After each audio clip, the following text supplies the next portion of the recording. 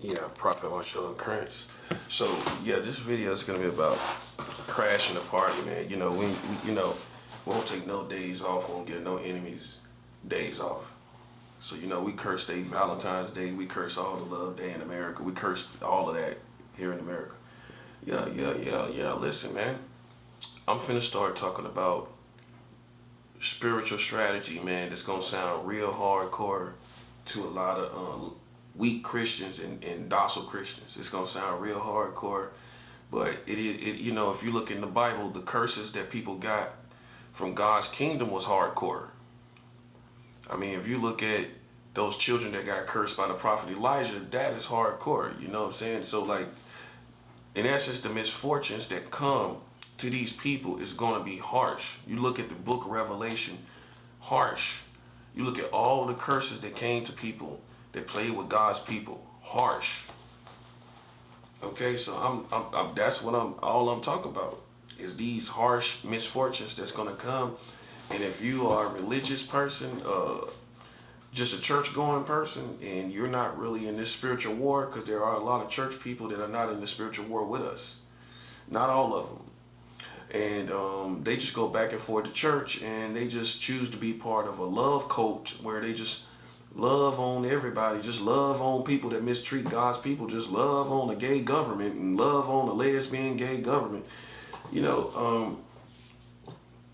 ain't paying no attention to them type of people. We ain't even worried about them. We in war. They'll watch you die. That's what I need you to think about.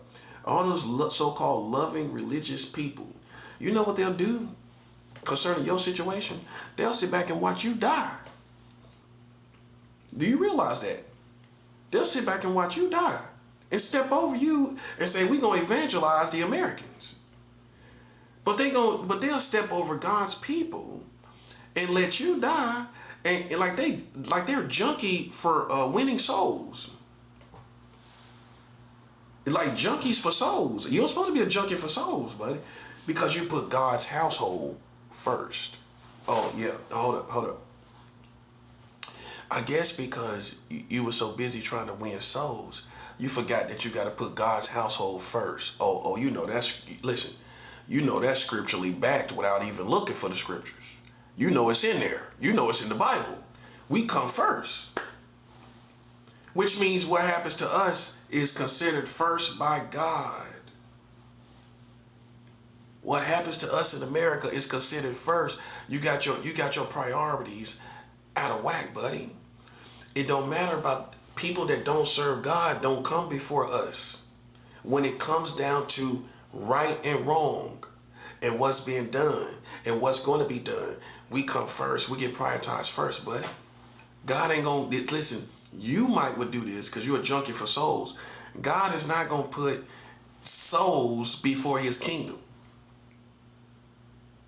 Boy, I just said a mouthful right there, buddy. Just hold that thought right there, buddy. Good buddy.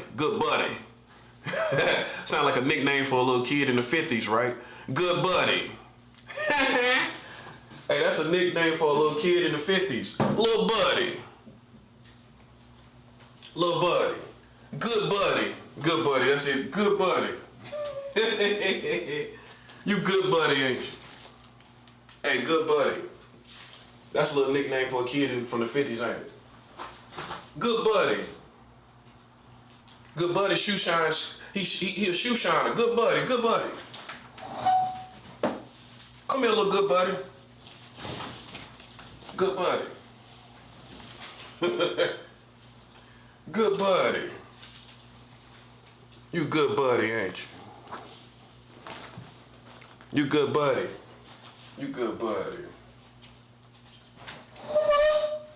Listen, good buddy. God is not going to put souls before what He already got. He already got souls. He ain't going to leave us and to get souls. Oh, you want a perfect example? Sodom and Gomorrah. When Sodom and Gomorrah was under judgment, did God say, well, we're going to just leave Sodom and Gomorrah open for a little longer so we can get these souls? Did Sodom and Gomorrah keep going and going and going and going? No, it didn't. No, it Gomorrah didn't keep going and going and going and going. Sodom and Gomorrah did not keep going. At some point, God took his people out and Sodom and Gomorrah perished. It's not this ongoing for souls. We're going to just pray for them and wait for them and nah. At some point, God moves his people on, and that point is now, I speak that as a prophet of God. God has moved his people on, buddy. It ain't about no souls here no more. It's judgment time, just like Sodom and Gomorrah. At some point, it became judgment time, not win soul time all the time. Win souls time all the time. That's what your time is, ain't it? We win souls time all the time. Well, yeah, that's what it's looking like. That's what it's looking like. Like it's win soul time all the time, bruh. And I can show you where at some point when people collectively play with God's kingdom, what happens next is God pulls his people out and starts to slide on the whole country. He gonna pull us out and start sliding on them. Oh, you don't believe that, do you? Because you got an American supremacy complex. You got white supremacy and American supremacy. American supremacy is where America as a nation is above all other people's needs, all these other countries' needs. All these other countries, their needs don't mean nothing. Their children don't mean nothing. You can see American supremacy where the Americans vetoed five times a ceasefire over in Gaza because they're like as if their children needs are beneath the children needs over here in American needs. American needs is more important. That's American supremacy. It's not based on race. The supremacy there is based on nationality. That the Americans are above the other nations in their needs as in other nations. Like the white supremacist, his needs is before your needs. As an American supremacy, their needs is before yours. You needed a ceasefire as Gaza, didn't you? America's the only country that vetoed it 5 times and they think it's all good right now. They think it's all good. That's the Jedi mind trick. That's not going to work on a lot of people. It's not going to work on terrorists. No, it's not, because they already seen how many times you ceasefire. You can't Jedi mind trick them. You can't pull a little AI move. Hey, yeah. No, AI be doing it. Hey, that's my new slang, man. Some people AI, man. You going AI, man. You going AI, bruh. You know how you know something's just AI, man? You can tell you can see the movement, see how they dragging somebody around. Oh, no, that's AI, that's AI. These people are AI, bruh. You know what I'm saying? They AI, man. Look at the stuff they doing. They AI, I'm telling you. They AR, put a little, remember R's on everything in 2026. They AR, ain't they? They AR, man. You AR, ain't you?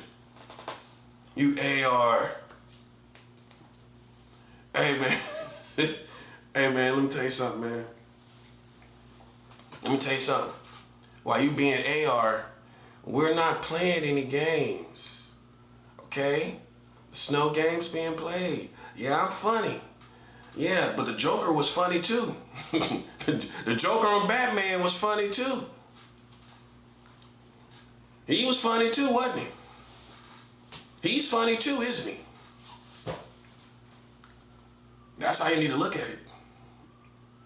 I'm not saying I'm the Joker, but I think you need to look at it like I'm not one-track minded. I'm not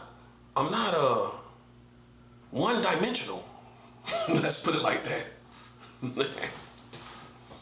I'm not one-dimensional. You wouldn't call me one-dimensional, would you? I'm far from one-dimensional. Some of you are one-dimensional. The jokes are funny, but it ain't no game. You're laughing a little too relaxed. You're a little too relaxed in your laughter. We're crashing the parties on these people. Valentine's Day, we ain't got no love for it. I hope they have erectional dysfunction with the woman of their dreams right now. Brutal. I hope we have erectional dysfunction, EDS, erectional dysfunction all over the country right now. Right now. Erectional dysfunction right now. No matter if they took Viagra, no matter if they took all these other pills, we want them to have erectional dysfunction right now. This is how you attack. You think I'm playing, don't you? And when you can easily see in the Bible, curses that go out are brutal. Oh, see, you see, I'm getting you in the mood. I'm getting you in the flow. You got to give out them brutal hits. Them brutal curses. Erectile dysfunction on Valentine's Day. No matter how much alcohol or Hennessy you drunk tonight, erectile dysfunction.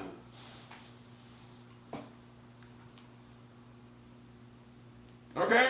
See, they get you with, that ain't the right spirit. Nah, listen, buddy, I ain't walking no tightrope. We getting this done, buddy. We getting it. Listen, I know my God for myself. I don't need you to tell me what I can do. I know what I can do. And I know these kind of curses can go forward. No matter what you talk about. Erectile dysfunction on Valentine's Day. You can easily see that. If it was history of the Bible, during the time of love, the day of love, the men were not able to perform sexually. It's a curse. Erectile dysfunction right now. I'm just putting a little flavor on it, buddy. You listen, I'm human. You ain't gonna make me no religious nut. You ain't gonna make me no religious nut, buddy. You want some nuts? Here's some nuts. I got some nuts for you. Here's some nuts. Yeah, here you go. Here's some nuts right here, buddy. Yeah, there's some nuts right here. You got some nuts right there, buddy. Yeah. You ain't gonna make me a religious nut, okay? I'm gonna get down to business. Listen, ain't no days off. We ain't giving them ain't no ceasefires. Right now on Valentine's Day, all these Illuminati members and Freemasons, they in the room tricking off on these females, huh? If they ain't in a relationship, they tricking off on somebody, ain't they? Oh, come on. You know that's what they doing. You know they tricking off on one of these females. Well, I found me a bombshell for Valentine's Day, but she ain't yours. You tricking off. Oh, I'm pretty sure that's what you're doing. Listen, ain't no who gonna be with a gang stalker. So you tricking off. They all in the motels, flocked up in the motels all across America right now. The gang stalkers flocked up all across that's why we sending out erectile dysfunction to all them gang stalkers flocked up in the motels with these females. Oh, that's where they at. That's why can't you tell? It's a different feel in it. Yeah, they laid up in the room somewhere tonight. They laid up in the room somewhere tonight. They got them a room tonight. Huh? They in the room tonight, right? Erectile dysfunction, buddy. We ain't taking no days off. They don't take no days off on you. I'm trying to show you, stop playing with these religious nuts and dig in and get this warfare done, man. And I don't care if they talk and think we nice or not. So what? They already said what they said and feel what they feel anyway. You might as well get something out of it. They already done felt like you this or that, the third anyway. They already talking reckless anyway. It ain't like they look at you in this nice prestige way anyway. Right. So it's already out the door anyway, man. You might as well get something for it. All the stuff they've been talking about. You might as well get something out of it. Which means you let it all hang out. But we gonna still be righteous. But we ain't giving no mercy. And we ain't letting nobody hold us to some little religious nut persona. You know what I'm saying? We gonna be human. We gonna get this done. You know what I'm saying? We ain't taking no days off on Valentine's Day. We hope they get erectile dysfunction right now. Men that never have erectile dysfunction. I hope that you get it right now. All over America right now. Man that ain't never had it in a day in his life. A man that ain't never been erectile dysfunction. Right now. I hope you get it right now. Oh yeah. Oh yeah. Oh yeah, buddy. That's why I got up for the last 3 hours. I could have laid there. You know what I'm saying? I could have laid there, and just because my style is, I attack every holiday. Okay? I'm glad I'm saying this kind of early. You know what I'm saying? So you get this before you go. I spiritually attack. Listen, this is the enemy, bro. We ain't playing no game. We ain't trying to look at it no other way. Okay? It's what it is. Okay? And then we getting in and digging in into this enemy. We digging into all these goofy things they do. Everything they stand for, we digging into it. All these goofy holidays, we attacking fasting. Okay? On every holiday. And I say humbly, I'm fasting right now. Yeah, I'm fasting just for Valentine's Day. I got plenty of food. I just showed you some peanuts right there. I just showed you some peanuts. I just showed you some peanuts. I just showed you some peanuts. I got plenty of food. But it's no days off. We more about this war. That's when you know you became the master. You get groceries and then the next day you fast. You get groceries and then within a week of eating food, you back on a fast. That's how you know that's how you know you built like this. You in it to win it, buddy. You in it to win it. You got food stacked up, you don't even care about it. Boom. Most people get food, oh, they gonna sit back like a fat rat for like 2 weeks. Know what I mean? Then they gonna do a fast after eating for about 2 weeks like a fat rat. After they done got over like a fat rat, they gonna sit, then, about 2 weeks after that, then they gonna come back and do a little fast. We gonna fast within a week of getting our food. Just got the food, just got the meat. I got sandwiches, I got bread, I got all, you know what I mean? I got cereal, I got cookies, I got little cookies and stuff. Won't care. I got nuts and everything to snack on, got stuff. We don't care. We're going in. It's Valentine's Day, we fasting. I ain't eating nothing today. This how you know I ain't playing no games. I could easily sit up in front on Valentine's Day like I'ma love myself and I'ma eat me, you know what I mean? That's what dude's doing right now. Playing himself like a sucker. You playing yourself, because listen, man, you ain't got nobody. That's the bottom line. I'm just keeping 100. You said, I'ma love myself, I'ma treat myself and all this and that. But the bottom line is you ain't got nobody. That's what you're trying to insinuate. No, listen, listen. Don't take that the wrong way, man. That's for the suckers right there. That's for the suckers, bruh. I'm not saying don't love yourself on a love day, right? But my thing is, listen, I'm connected to God today. I'm in love with God today. Oh yeah. I'm fasting today while everybody eating crab legs. Oh, you know all these big booty black women eating crab leg. He got me some crab legs, girl. He got me some crab legs. He showered me with crab legs. You got showered with crab legs, didn't you? You got showered with crab legs. These big booty black women got showered with crab legs tonight, didn't they? Yeah, well, I hope the guy that you're with has erectile dysfunction. After the crab legs. After the crab legs. After the cracked crab legs. After the cracked crab leg shells. After the cracked crab leg shells, I hope he gets erectile dysfunction. Throw your whole Valentine's Day off at the end of the night. Right now you warming up, ain't it? You warming up right now, ain't you? Hey, I hope he doesn't warm up.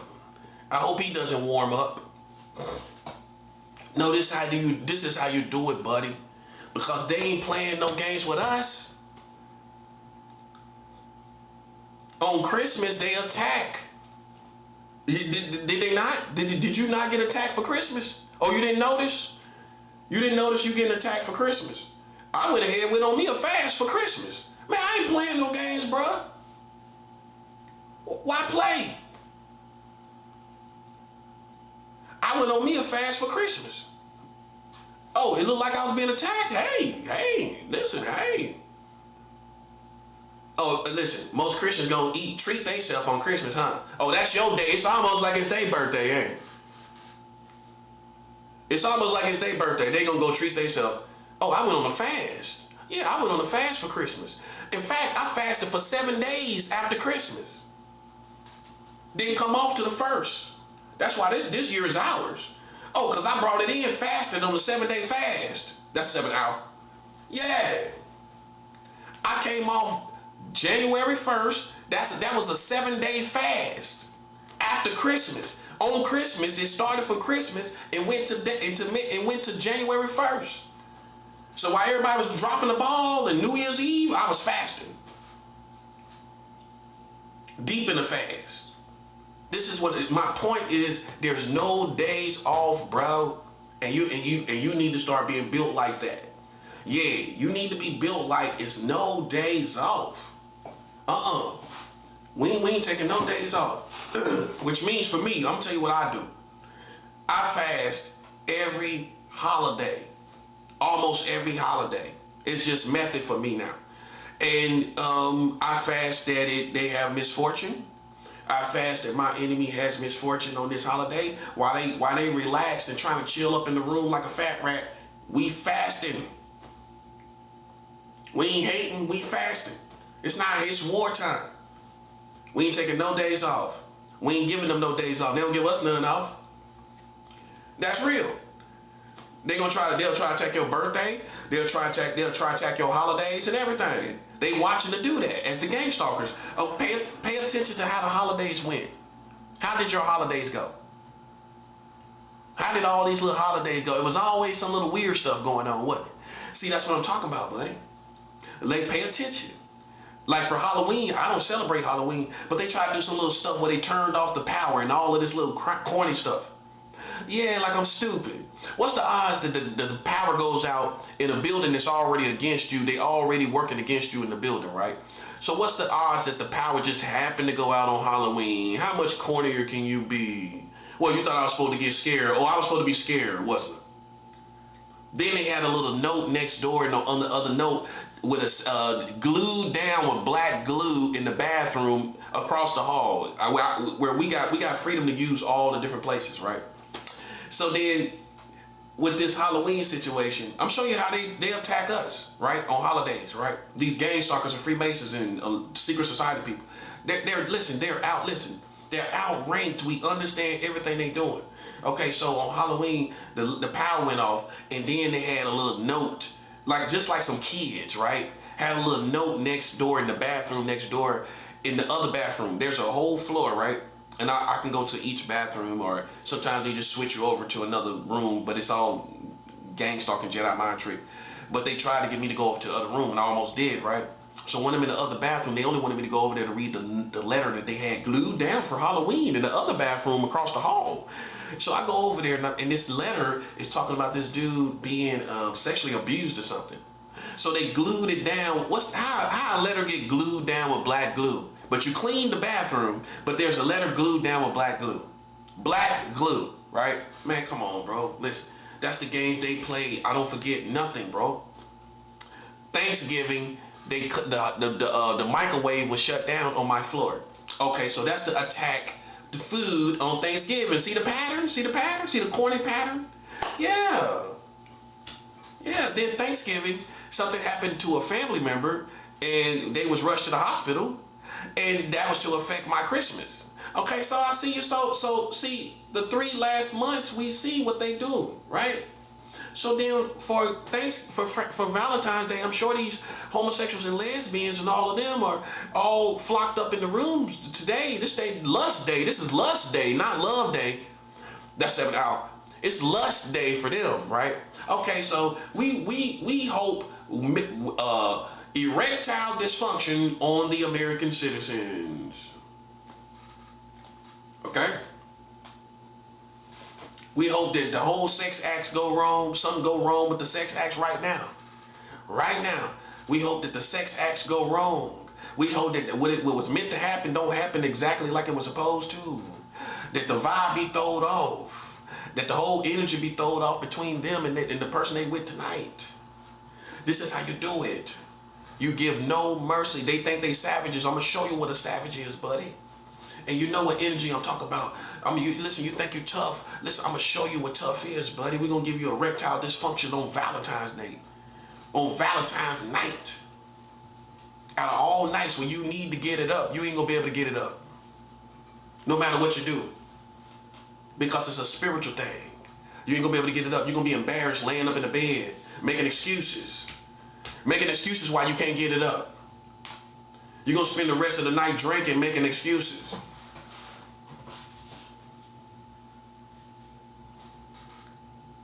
And she going to leave. She going to leave. She going to catch a taxi and go ahead and go home. Boom. You got the room for the night, bro. You got the room for the night. Check out tomorrow at 11. She went on home, called a taxi home. She told you to keep the Hennessy. You and the Hennessy, listen, you making love to your Hennessy now, ain't you? Oh yeah, you think I'm playing? I'm not playing. This is the kind of scenarios I want to happen. I already prayed all over the whole country. Erectile dysfunction. Okay, yeah. See, what I started doing was I started fasting every single holiday. 4th of July, I have not seriously celebrated the 4th of July since 5 years ago? That was the last time I was showing no love towards the Americans then. No. I wasn't showing no love then. I haven't seriously celebrated the 4th of July in 2011, 2012. Years ago, bro. Probably around 10 years ago. There's no need to. These are enemies. Why are you gonna celebrate like they holidays? Oh, I get it. You're in a civil war. I'm not in a civil war. A civil war is when you still trying to hold on to America on just one side. It ain't no need for me to try to hold on to no one. What side? What side? They got gay and lesbian marriage in the whole country. What side I'm holding on to? This ain't a civil war. Not for me. It's the whole thing is the enemy. This ain't no civil war. Because it's nothing to hold on to. What is it to hold on to? Okay? It's over. Okay? We fasting against all the holidays. 4th of July, we got President Day. That's nothing's gonna happen that day. Nothing's gonna happen that day, especially this year. Nothing's gonna happen that day. Monday. I need my mail to keep moving. That's all I'm worried about. I want my mail to keep moving. That's all I'm thinking about is my mail keep moving. That's one day when my mail don't reach New Orleans, the location in New Orleans because of this President Day stuff. Now my mail dropped on Tuesday after President Day, because of this President Day stuff.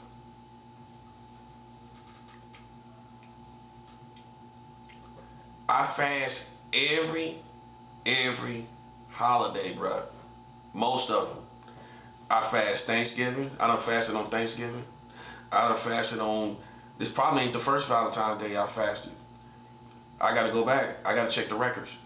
Because I'm always fasting. So, I fast on 4th of July. That's for sure. I ain't gonna drink or nothing. Nothing on 4th of July. I fast all the time because see, when their spirit is out of normal, you attack where they usually are. So while they in the room right now, we gonna attack where they live at. We gonna attack spiritually where they at. They gonna be in the room. Most of these Americans in the room right now, right? So we gonna attack their normal spot, their normal location. We gonna curse that normal location. When they go back to it, ain't the same. See, that's my movement. That's one of my moves. Even if somebody's like out of a certain position, but they're against me, wherever they're supposed to be, I'm gonna curse that position. When they come back to it, it's gonna be cursed. Like for example, in this building, people come up here and play on these floors, psychological Mickey Mouse stuff, right? That I don't care nothing about. Okay, so when I know you work downstairs, so-called work downstairs. When you up here, I'm going to curse down there. I'm going to curse that spot. That's what I do. I don't hit you. I hit the spot where you're going to go back to. Boom. When you go back there, it's a curse waiting for you with a bow on it, buddy. That's how you do it. Anytime they out of spot, anytime they out of their position, whether it's in this building, in your buildings, you curse where they're laying at. You curse the bed.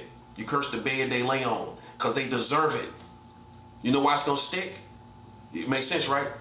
If I curse your bed because you're in my face right now, that curse going to stick on your bed. When you go back to that bed, that curse going to stick because you shouldn't have been over here. Make sense?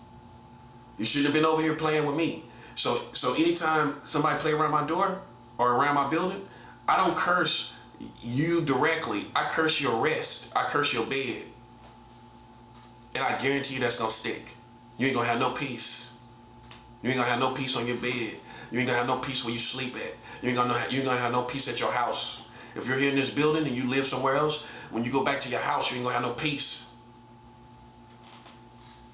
Finally, somebody fights back. This is how you do it. I'm free from Christianity, religious Christianity. Gloves are off, man. The gloves are off. I'm attacking Valentine's Day. I'm attacking 4th of July. Yeah, that's real. I'm dead serious. In the right spirit, the war spirit. That's right.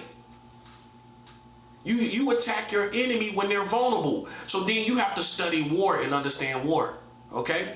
Okay, you're not with the Americans no more, right? So why are you going to let them chill on Valentine's Day? That's your enemy. It's clear. So why are you going to let them chill like a fat rat on Valentine's Day? You crash the party, buddy. That's what you do. You crash the party. You crash the party, buddy. They doing it on you. Pay attention. Look at the holidays you've been through. They was crappy, wasn't it? Because they was cursing it. That's why. They was cursing your holidays. They was cursing you. They was trying to. Look at the patterns. Look at Thanksgiving. Look at all these other places, all these other little dumb little holidays. Look at how stuff be happening. Because they trying to make you miserable on those days. They hoping they make you depressed or suicidal on those days. That's what it is. Man, I've been let go. Man, let me tell you something. As a man that's been homeless on the streets, I've been got done with holidays. Holidays don't mean nothing to me because I done been homeless on the streets during the holidays. Once you break that, pop that cherry, you know, holidays don't hit the same for a homeless person. I done spent Thanksgiving and Christmas on the streets homeless. So how you think you gonna break me with some holidays, bro? I'm a grown man over here. But I can curse your holidays. I can curse it because it means something to you. Because you ain't been on the streets during the holidays. I've been on the streets during Thanksgiving. More than 1 year.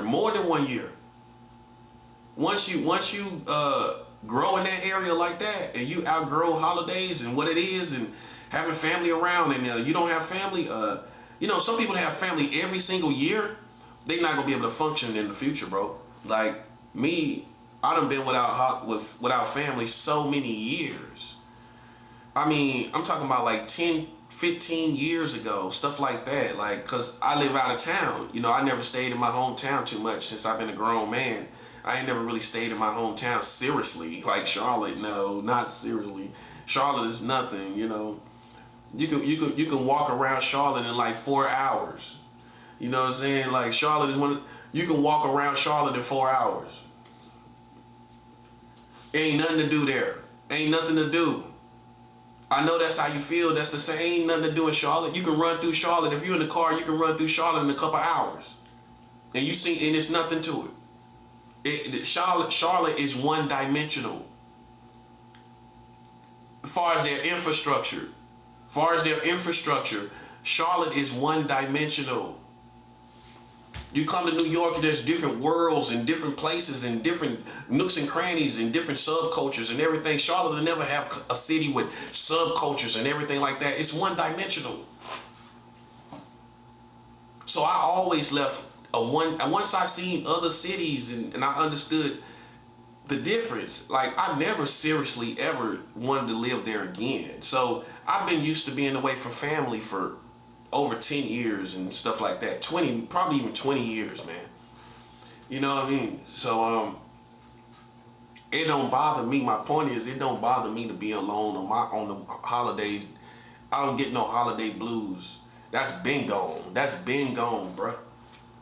Once you miss a couple holidays with your family, you don't think about that no more. Some people don't. Some people don't miss no holidays with their family.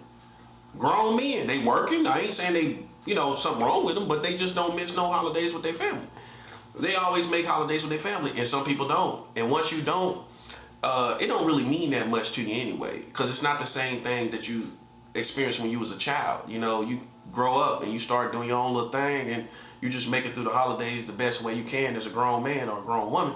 And, without the money, without the food, you're on your own. You ain't got all that food and all that fun and family. So once you get past that, them first couple holidays, you don't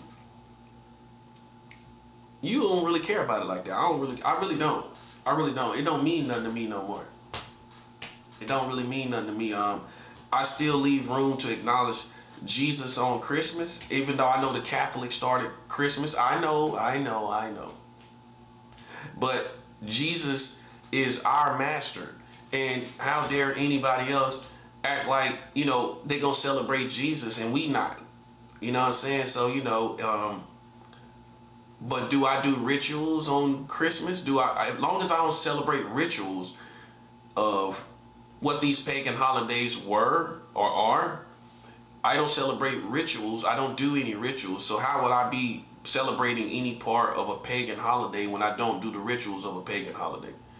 Now, if I did the rituals, then you could say I'm actively participating in a pagan holiday.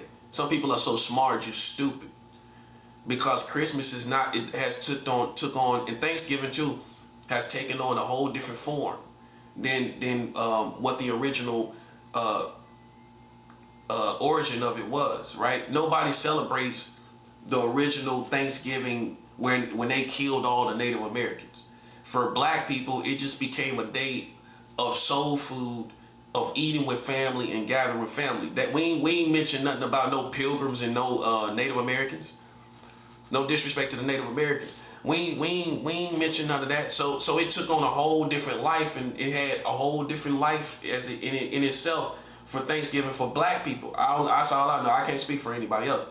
But for black people, Thanksgiving is a whole different animal. No pun intended. It's not anything to do with no pagan anything. So some people are so smart, you're stupid. Because if you were super smart like me, you would realize Thanksgiving is something altogether different than the origin of the real Thanksgiving in America. It ain't got nothing to do with that. So then how you gonna hold me to something and it ain't got nothing to do with it? We don't acknowledge it. All it is it becomes a day of feasting. That's it. See, some people, that's why I told you, I can't become a religious nut. I'm a spiritual person. I'm a Christian. But a religious nut, I am not. You know what I'm saying? Where you don't celebrate Thanksgiving, I don't do it because I don't like the Americans. That's why. I don't like them. It's one thing, it's worse for somebody not to like you than love you. You can love people that you don't like. I think liking is almost just as bad as not liking somebody is just as bad. It's almost bad as not loving somebody. You got people that you love. You don't like them, do you? And your family. Think about it. You love them. You don't want nothing to happen to them, but you don't like them. But if something happened to them, you will defend them. You will help them. But do you like them? Do you like the people in your family? No, you don't, do you? So it's like worse, if that makes sense. When I say I don't like you as Americans, no, I don't like you. I don't like you. And that's that. That's what it is. I ain't ask you to like me. Listen, I'm not a narcissistic person. Hey, maybe you don't like me either. Who cares? Listen, I'm just letting you know where I stand. I don't like you, So I don't celebrate. That's why I don't celebrate Thanksgiving. Not because the origins was that they killed a whole bunch of Native Americans, which I hate that part too. But that, Thanksgiving took on a whole different form that it ain't even this. It's not the same thing at all. So if you're stupid, you're so smart, you're stupid. You're thinking that someone's celebrating the original Thanksgiving, and people have made a whole different other Thanksgiving. Black culture done made a whole different other Thanksgiving. Now, I don't know what other people do. Other people can be strange, you know what I'm saying? I know black people don't do nothing but get together and eat this food. That's all we gonna do. Eat the food and watch the game, and that's it. We ain't doing nothing else, not too much, nothing different. We ain't doing nothing too extra. You know what I'm saying? We gonna watch, eat the food. Some families might eat the food, might not even jam. They might not even jam and play no music. You know, funky families gonna jam, dance, put the music on, you know what I mean? Do a little shimmy, you know what I'm saying? But some families ain't gonna do a little shimmy, you know what I'm saying? They gonna get the food together, they gonna eat a little bit, you know, chill a little bit, and then go about their business. Conservative families, that's what they gonna do. You know, funky families, we gonna do a little shimmy, you know what I'm saying? But that's basically what it is. You know what I'm saying? It ain't nothing more to it. It ain't nothing else to it. You know what I'm saying? Ain't nothing else involved. And then Christmas is the same thing. You know, we gonna acknowledge Jesus. You know, good people will acknowledge Jesus, good spiritual family, but some families don't. But some spiritual families, you know, they acknowledge Jesus, you know what I'm saying? And you know, might even read a little passage in the Bible, you know. Some good families, good black families. But at the end of the day, you know, Christmas is about exchanging gifts. We already know that. You know, that's what everybody focused on. You know, what they can get for Christmas and everything. And see, so what that tell you, that even in itself has taken on a whole different life. It's not celebrating Jesus at all. So then you can take away the whole origin of that, and it's something else for somebody else.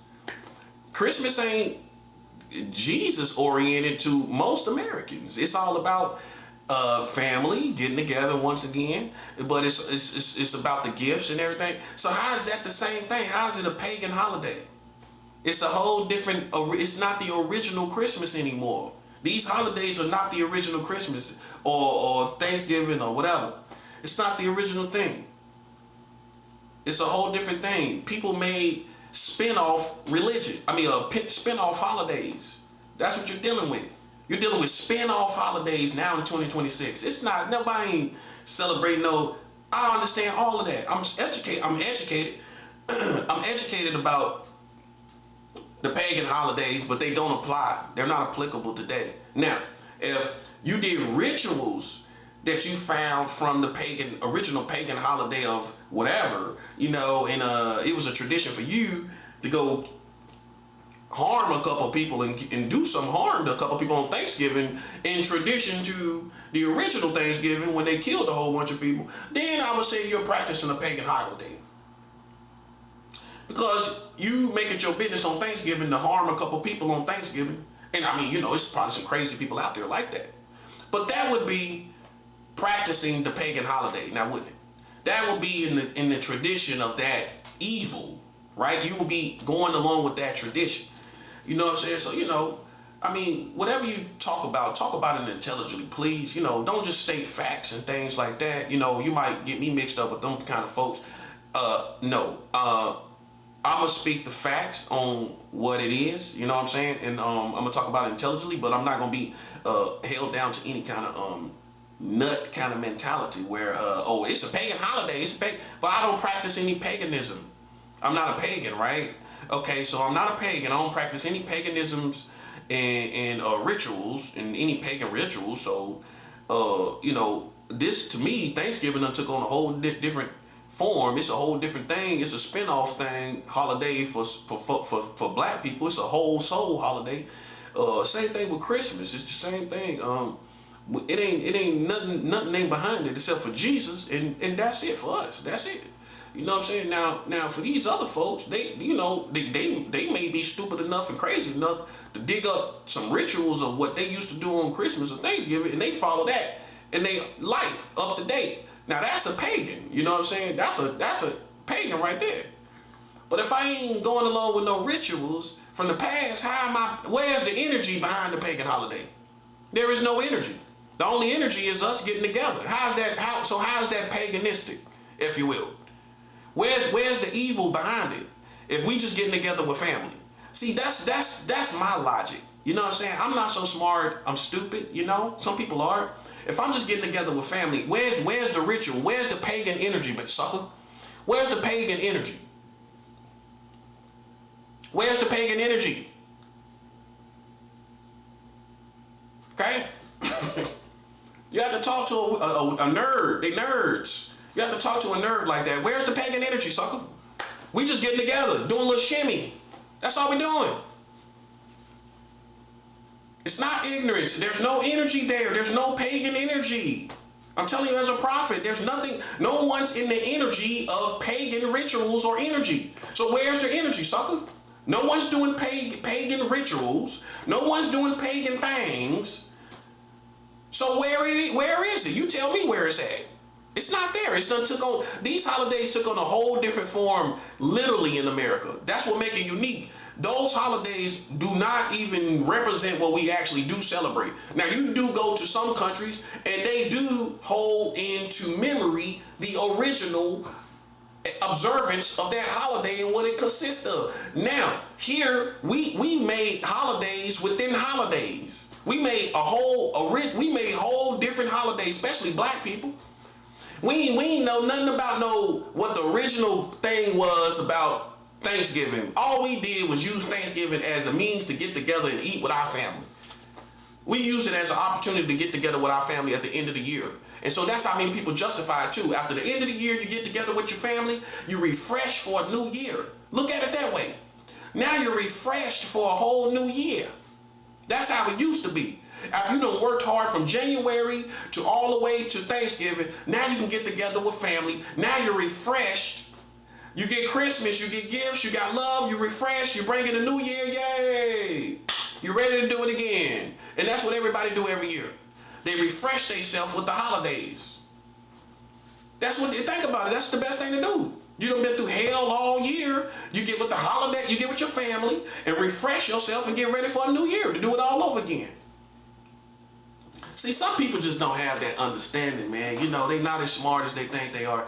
But, you know, even with that being said, I'm giving you the original how it is really from soulful people, funky people. That's how it is. But for me, I got a little more complicated situation where now I separate not because I'm ignorant, not because I'm thinking I'm so smart, I'm stupid.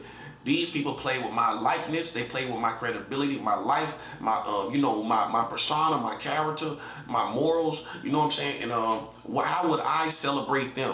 Why would I be in the same accord with celebrating them? You know what I mean? Nah, it's not gonna happen. It's not gonna happen. So, but I understand what funky people do. You know, but but some people so smart they stupid. They sit up. You know, some Christians will say, "Well, I don't celebrate pagan holidays." When did you ever celebrate pagan holidays? You never did. You never did. You just got with your family. You got with the homies, and you ate good. You watched the game, and you called it a day. You know what I'm saying? It was never the real energy behind it with your family. Your family never had no pagan energy behind their holidays. You know what I'm saying? So don't be so smart, you stupid. You know what I'm saying? I mean, yeah. You know, so I'm not one of those Christians that's so smart, I'm stupid, man. You know what I'm saying? But the reason why I don't celebrate these holidays, see, if I don't make that clear, you'll think I'm one of them people. You know what I'm saying? The reason why I don't celebrate holidays is not for that reason. I don't celebrate holidays because these people played in my face. And so I'm cursing their holidays. That's what I'm doing. See, I'm totally free from religion where I don't care what nobody think no more. I'm going to curse their holidays. That's right. As a prophet. That's right, buddy. And listen, you ain't got to believe in me, buddy. I'm getting it done. Once I seen God was with it, listen, hey, buddy, I don't care what you talking about. I really don't, because my God is honoring everything I send out, and that's facts. Yahweh, just in case you want, because some people say, you're talking about God, what God? Okay, Yahweh. Yeshua HaMashiach, the son of the Messiah, Jesus Christ, born in Bethlehem, okay? Filled with the Holy Ghost. But listen, I'm not playing no games. You understand? I'm not one of these Ned Flanders Christians. You a Ned Flanders Christian, ain't you? You a Ned Flanders Christian. Well, just bump your horn if you love the Lord. There you go. I knew you had it in you. Oh, you're on fire. You're on fire. Hey, don't start a rant now, you know. Hey, man, listen. Don't get mad at me because I'm not Ned Flanders because you wanted me to be Ned Flanders to make you look good. And then people find me more entertaining than you as a Christian. They find me more funky than you. They like my shimmy more than they like your shimmy. And you know, and you can't stand it because I'm supposed to be Ned Flanders. He's supposed to be Ned Flanders. How's he doing this? He's funny. He's cooler than us and funkier than us, and he's a Christian. How's he doing this? Because I'm black. That's how I'm doing it. A black man gonna be funky regardless. Something that a white boy wouldn't understand. You ain't gonna stop my funk, buddy. Yeah. You can't stop the funk. So you getting defeated by the funk. You didn't realize that, did you? That's 7 hour. You didn't realize you was getting defeated by the funk, didn't you? You thought you was the only one that had it, didn't you? Yeah, you ain't got no kind of funk, bud. Listen, we don't feel none of your funk, bruh. As far as Gangstar, boy, listen. You ain't got no kind of funk over there, buddy. You ain't got nothing going on over there, man. That's why I'm surprised. I know that's why we know you're tricking off on Valentine's Day. Ain't nobody gonna be around no kind of energy like that. Can you imagine being around somebody like that? You gotta be bugged out yourself. You gotta be crazy and bugged. They gotta be among their own. You know, they gotta be. Ain't no normal person gonna want to be with no person gang stalking people. Think about that. I don't care how good the sex is. I don't care how good it is. You gonna settle down after the sex, and you ain't gonna want to be around no person like that. See, that's why I don't stoop to their wicked ways. Because once you become crazy, you can't really go back.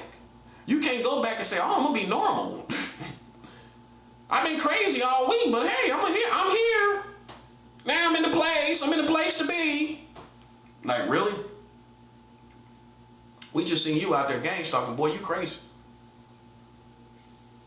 See, when you play that position, you can't come back. You're going to be a crazy nut forever. Most likely, you're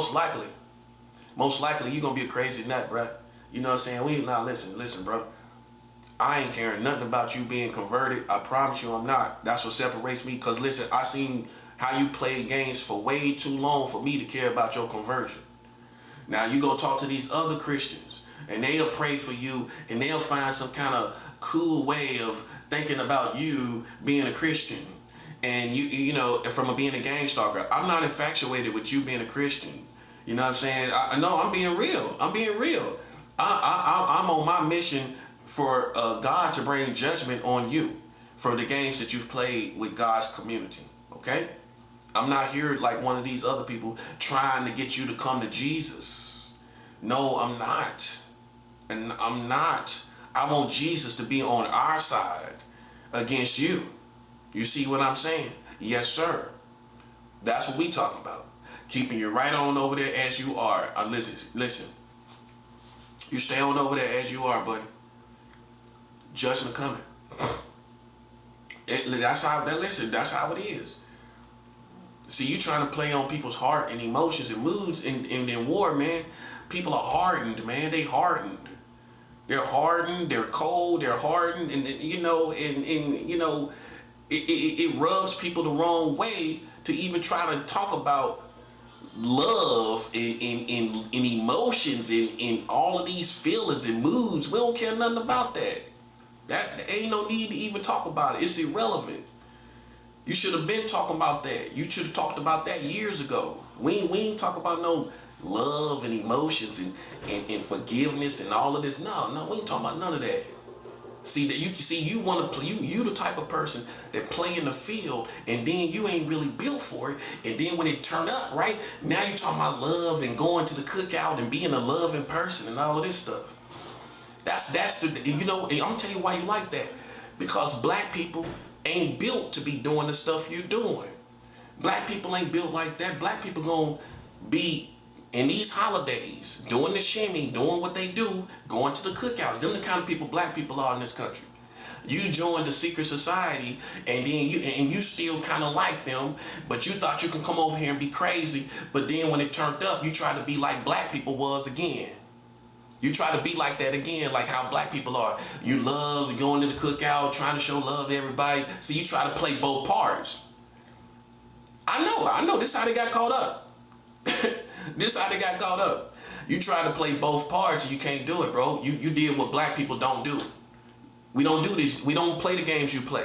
See, I don't bug myself out and go crazy. I still win my wars, as you can see. But I don't do something that ain't funky. You know what I'm saying? I don't go over there and do crazy and be bugged out.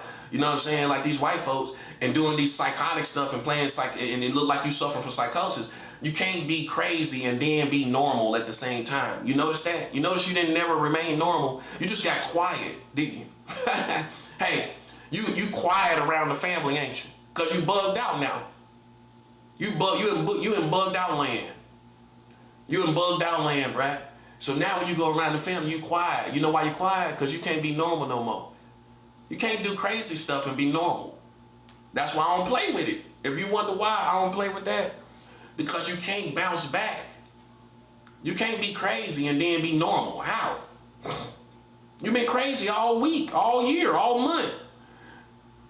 And then you're going to just bounce back to normal. It ain't going to work. You're going to see that energy is going to come back in a karmic form, right? In those times when you with family and everything, that energy ain't gonna leave you. It's gonna stay connected to you. You're gonna have a steady flow of karma, that part. And you're gonna be in this energy of what you've done all week, all month. You're gonna be in that karmic flow. You know what I'm saying? That stuff coming back to you steady Eddie, you know, all day, steady Eddie. You know, it's just jealousy too. It's that too, man. Cause you know, I come from North Carolina. You can't top us with the funk, bro. We got the funk. We are the funk. We baptized in the funk. And I'm not saying that in a blasphemous way. You know, we submerged in this funk. We saturated in the funk, bro.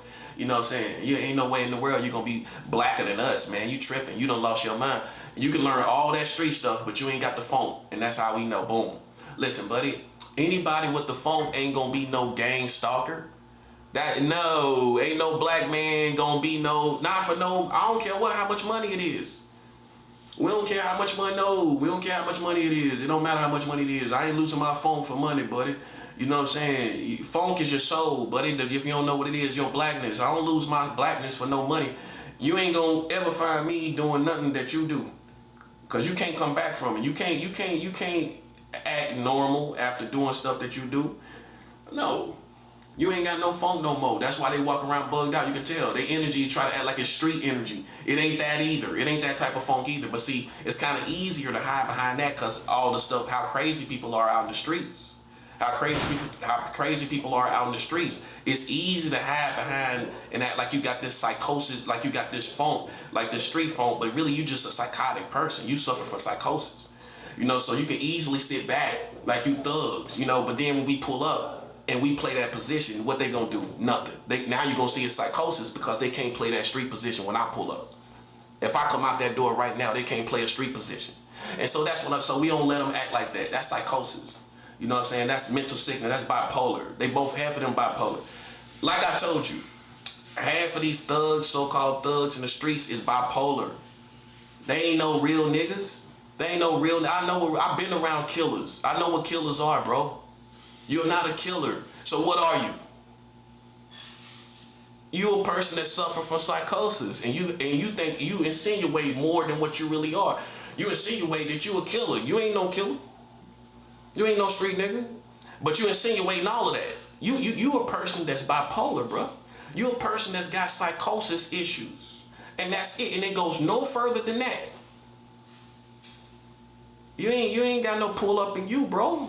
You ain't built like that. I got weapons on me right now. On my person. Right now, sucker. On me right now. That's 100. Without even thinking about it. That's 100, bro. You suffer from psychosis, man. You know what I'm saying? Go get your medication. Go get your meds, bro. Trump got that new thing going on. When he breaking down the meds, the discounts on the meds, go get your meds, bro. You need your meds. Stop playing, bro. You ain't gonna Listen, I've been around killers. You ain't a killer. You know what you are? I'm gonna tell you what you are. Let me set you straight, buddy. Let me set you free. You need medication. Okay? You need medication. That's all it is. You ain't no cowboy, because the cowboy keep it on him at all times. Most of the times. Okay, you ain't a cowboy. You ain't got me fooled like these white folks. You suffer from psychosis. You're either, most of these thugs, so-called thugs, I don't know, listen to this, y'all. Even in the streets, listen to all of these, look at these thugs, these so-called gangbangers. Half of them bipolar. You say they got a cool personality. You say they cool and everything, and they got they real, and they turn up on people, everything. Them people bipolar, bro. You know how I know? Because you can't do it easy. You know what I'm saying? You can't do it easy. You ain't built like that, bro. I keep it on me. You know what I'm saying? I ain't got to change my attitude about it. You ain't even got to really know. They got that. Listen, a bipolar person going to be all out here. See, understand the difference. I turn up, they bipolar. I address real street politics, they bipolar. Man, half of these people out here bipolar, bro. They done made themselves like that. Some people done made themselves sick. That's what the old school would say. They made themselves sick. You made yourself sick. Full circle to what I said, 360 to what I said, for doing crazy stuff. Now you sick because you doing crazy stuff. I don't join that. I laugh at dudes like them, man. I laugh at you because you think you hardcore, but you really sick. That's all. That's what we'll say in the South. You know what I'm saying? Older people in our family would say, nah, that's sick. They sick. They ain't no thugs and gangsters. No, you not no thug and gang. You was one of them little sick people in your family. Everybody knew you was crazy or something was wrong with you. That's what you are to me. Because I done been around killers. And God knows that. You know, so I don't care what Brooklyn talking about. Cause you don't change that. You don't change my story because of your story. See, someone that I made up this term. Some people are street insecure. You're insecure as a street person, which means if somebody press up on you, you know, you lose your story. You lose your energy. You know what I'm saying? I don't lose my energy because I don't care what the next man done. I'm secure in who I am and what I'll do to you. And it don't matter how big you are. It don't matter what you look like and how you carry yourself. I'm secure in who I am. You can't move it with Brooklyn. You can't move it with people, with black people. You can't move it with dark-skinned people, Africans or Jamaicans or Haitians or anybody else. You can't move my energy. I'ma still be like this. And that's the difference. Some of y'all, hey, they push up on you and you change your whole energy. And how I know they do that, how I know that's the truth, because they expect you to do it. I'm smart enough to know if you expect me to do it, then that means you done it to somebody else or it's been done to you. That don't work on me, bro. Because I done been around killers. I don't care what Brooklyn talking about. So what? So, okay, so you would just be another extension of what I already done seen. If you did show me some killers out here, you ain't gonna spook me. Because I done been around killers. So see, once you go to this level, what is it? It's just another person. It's just another killer, another player in the game. That's all. You know, another soldier on the battlefield. That's it. That's all it's gonna be to me. Now for a sucker, he gonna get intimidated when he sees some killers. I'm not. Y'all just other players to me, which means we got different conversations. Like, we gonna talk about correct and incorrect. That's what killers gonna talk about from both sides. We ain't gonna be intimidated by what y'all stand for. I don't care about it. I don't care about it. We gonna talk about incorrect and correct. That's what the real ones get at. We ain't gonna be talking about no we do this, we do that. I mean, both sides gonna talk about that. That's irrelevant. We gonna talk about right and wrong. That's what we gonna talk about. See, that's what real ones talk about. We ain't the lames. You can intimidate them and go back and forth and tell them what you gonna do to them and everything. Like, that's what you're supposed to do. That's what I'm gonna do. I'm gonna show these lames. Listen, hey, you ain't in my lane at all, little buddy. You suffer from psychosis. But when it comes to me, You can't play me with that card. You can't play me like I suffer from psychosis, bro. You can't play me like I suffer from being bipolar 9. I don't got none of that going on. How we know? Because through all I've been through, I would have reacted differently if I was suffering from bipolar. Oh yeah, oh yeah. Am I right or wrong? Oh yeah, I'm pretty sure. I'm right about that. Everything been done against me? Oh, if I was bipolar, you would have been there seen it. It would have came out under the pressure. It would have came out under the things that I'm going through. You see me, I'm cool as a fan, bro. Literally. You know, so that's how you know I ain't tripping. That's how you know I ain't bipolar, because I done been through so much psychologically. How I'm gonna be bipolar and I'm cool and I'm in my right mind? How I'm in my right mind and cool all that I've been through if I was bipolar? I would be showing side effects. I would be acting out. You see, I'm way more. This ain't acting out. This being a real one. That's what I'm doing. You don't know no better. I see. I done been around killers. Now, a white boy telling you I'm ranting. You listen to a black dude. He talking. Oh, he talking politics.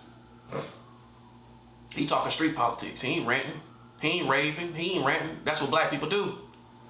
White boy come in. Oh, he's ranting. He's raving and ranting. He's long-winded. Well, hey, politician gonna be preacher gonna be long-winded. Between being a preacher and political, you're gonna be long-winded. Don't make us crush you, America. Don't make us crush you, bro. This is the kingdom of God, buddy. Welcome, welcome, welcome. This is the real kingdom of God. Not the black Hebrews, not these religious white Christians that ain't really living it for real. They still with Trump for real. You know, we ain't talking about either extreme. This is the real Christians. Don't make us hurt you, man. Don't make us hurt you, buddy. You can't, listen, you can't box with God, buddy. Your arms ain't long enough to box with God. You ever heard that before?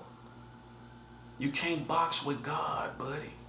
We're going to put a little Ozzy Osbourne white boy that grew up on Hulk Hogan. We're going to put him down in the grave. We're going to put that little redneck down in the grave. We're going to put these little rednecks in the grave, bro. You think I'm playing with you, and I'm not. See, this is the generation. I represent the generation that don't got no problem with killing white people. I don't got no problem with it at all, buddy. Look in the face of a man that has no problem with killing white people. I have no problem with it. If you threaten my life, listen, my intentions is to neutralize you as a target just like I would with anybody else. That's how you know I'm not racist. You know how you know? Because I give it to you just like I give it to anybody else. And I'm vocal about that.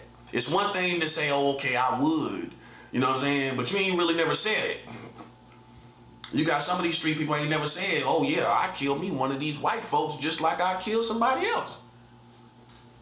Because some of them scared to do it. Oh, they scared to kill white people. Some black people scared to kill. Oh, yeah, you are. Because you know they're going to put you under the prison for doing it. Oh, I'm dead serious, bro. You think I'm playing? You still think I'm playing? That's how we know you in the entertainment world. That's how the old school would say it. You in the entertainment world, ain't you? Blockbuster. You in the blockbuster world, ain't you? Blockbuster video. Wow, what a difference. I was putting that on the internet before anybody. Nobody ain't say nothing about no Blockbuster video. Go back and watch my videos. I was saying that back 2-3 years ago.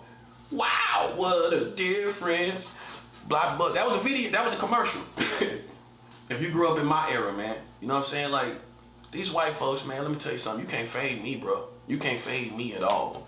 All you gonna see is Armageddon come from this stuff, man. Cause I'm a general, bro. I'm a young general. You gonna respect me as such. You ain't gonna play with me like I'm some scrubby little funky dude that's going to Rikers or from Rikers. See, you used to playing with them and handling them like alligators. Yeah, let's rough this thug up.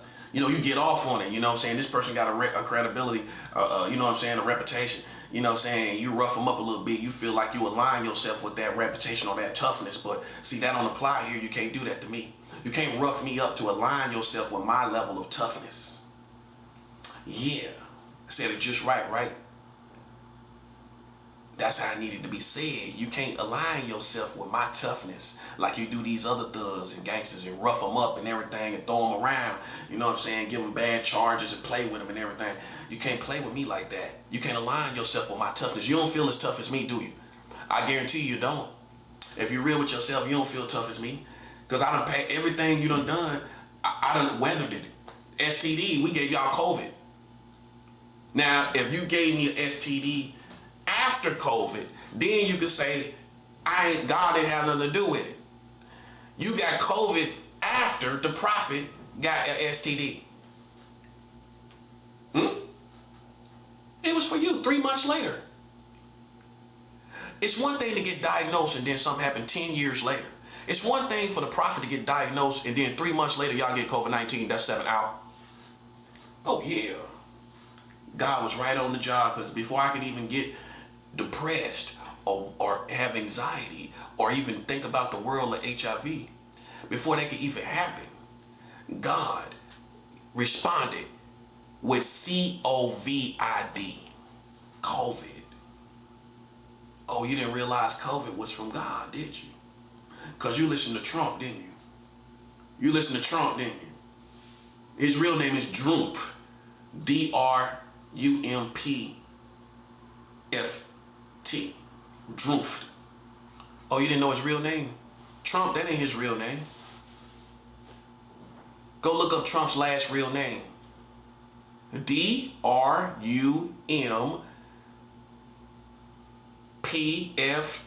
Drump. German. Drump. Donald Trump. Sounds goofy though, don't it? That's why he ain't like it. Donald Trump. Now you see the real energy behind the person. Look at that weird name. I'm just being real. I'm saying it from a black man's perspective. Look at that weird name, Trump. Donald Trump. German background.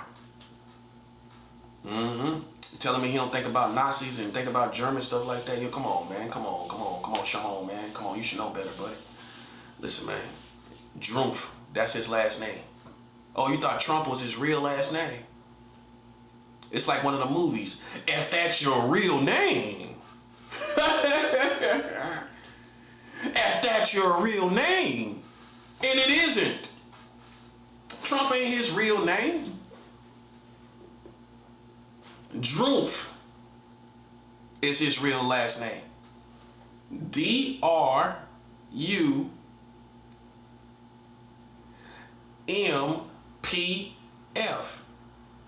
Trump. That's his real last name. You know where Brooklyn came from?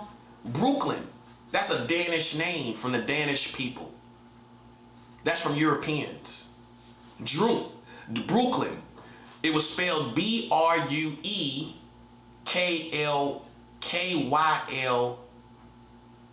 B-R-U-E-K-Y-L-Y-N. You get it. Brooklyn. B-R-U-E-K-L-Y-N. Brooklyn. They put the 2 O's for emphasis on the pronunciation, but you still didn't do that right. Brooklyn was spelled B-R-U-E-K-L-Y-N. Brooklyn. The 2 O's is for proper pronunciation. And you say Brooklyn. It's Brooklyn. That's how you pronounce it, sucker. I can tell you more about where you from. You can tell me about where I'm from. That's 7 out. Where I'm from, Charlotte. Charlotte was named after Queen Charlotte. Oh, you didn't think I knew that? Man, come on, man. I'm educated, bro. Do you know what it means to be educated? It means you're informed. You're informed, in other words. You're not informed, are you? Well, you didn't know what Brooklyn was. What Brooklyn, where that come from? Brooklyn. Brooklyn was from the Danish people, Europeans. They named it Brooklyn. They named this Brooklyn. They were here, obviously. They were here. You know what the Danish people named this? Brooklyn. Okay?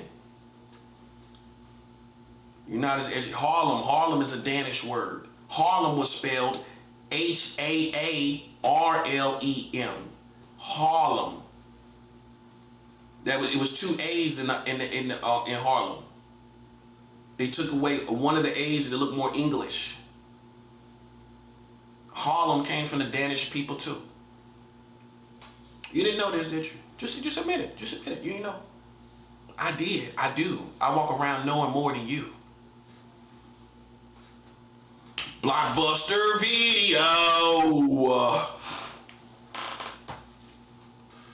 Yeah. We get into your holidays. We cursing your holidays. We cursing Valentine's Day. Erectile dysfunction. That's what we hope. Stop the whole party, buddy. Stop the whole party. For lesbians, we hope you have vaginal problems, vaginal pain, sharp vaginal pain out of nowhere, food poisoning, overdosing, too much alcohol. Yeah, I ain't playing no games. It ain't about hate, it's about war. That's what it is. Because you're a civilian, you don't know the difference between hate and war, do you? Well, one's a little more persistent, I guess you could say. If you're a civilian, you shouldn't be playing with war, buddy. I live with soldiers, real ones, people that did real tours and killed people. I also live with real military that killed people. You ever did that? You ever lived with real military and passed the smell test, buddy? Man, listen, your smell test don't mean nothing to me. I can completely fail according to your perspective, and I guarantee you won't be able to do nothing about it. You mean nothing. You mean nothing to me. Once you get respect from military, you wouldn't understand because you're a scrub, right? When you get respect from military, right? You think I care about the police? That ain't nothing. Them toy cops. Them toy soldiers. The military and police are not created equal, and I don't care how many people they get from the military, ex-military to join the police force.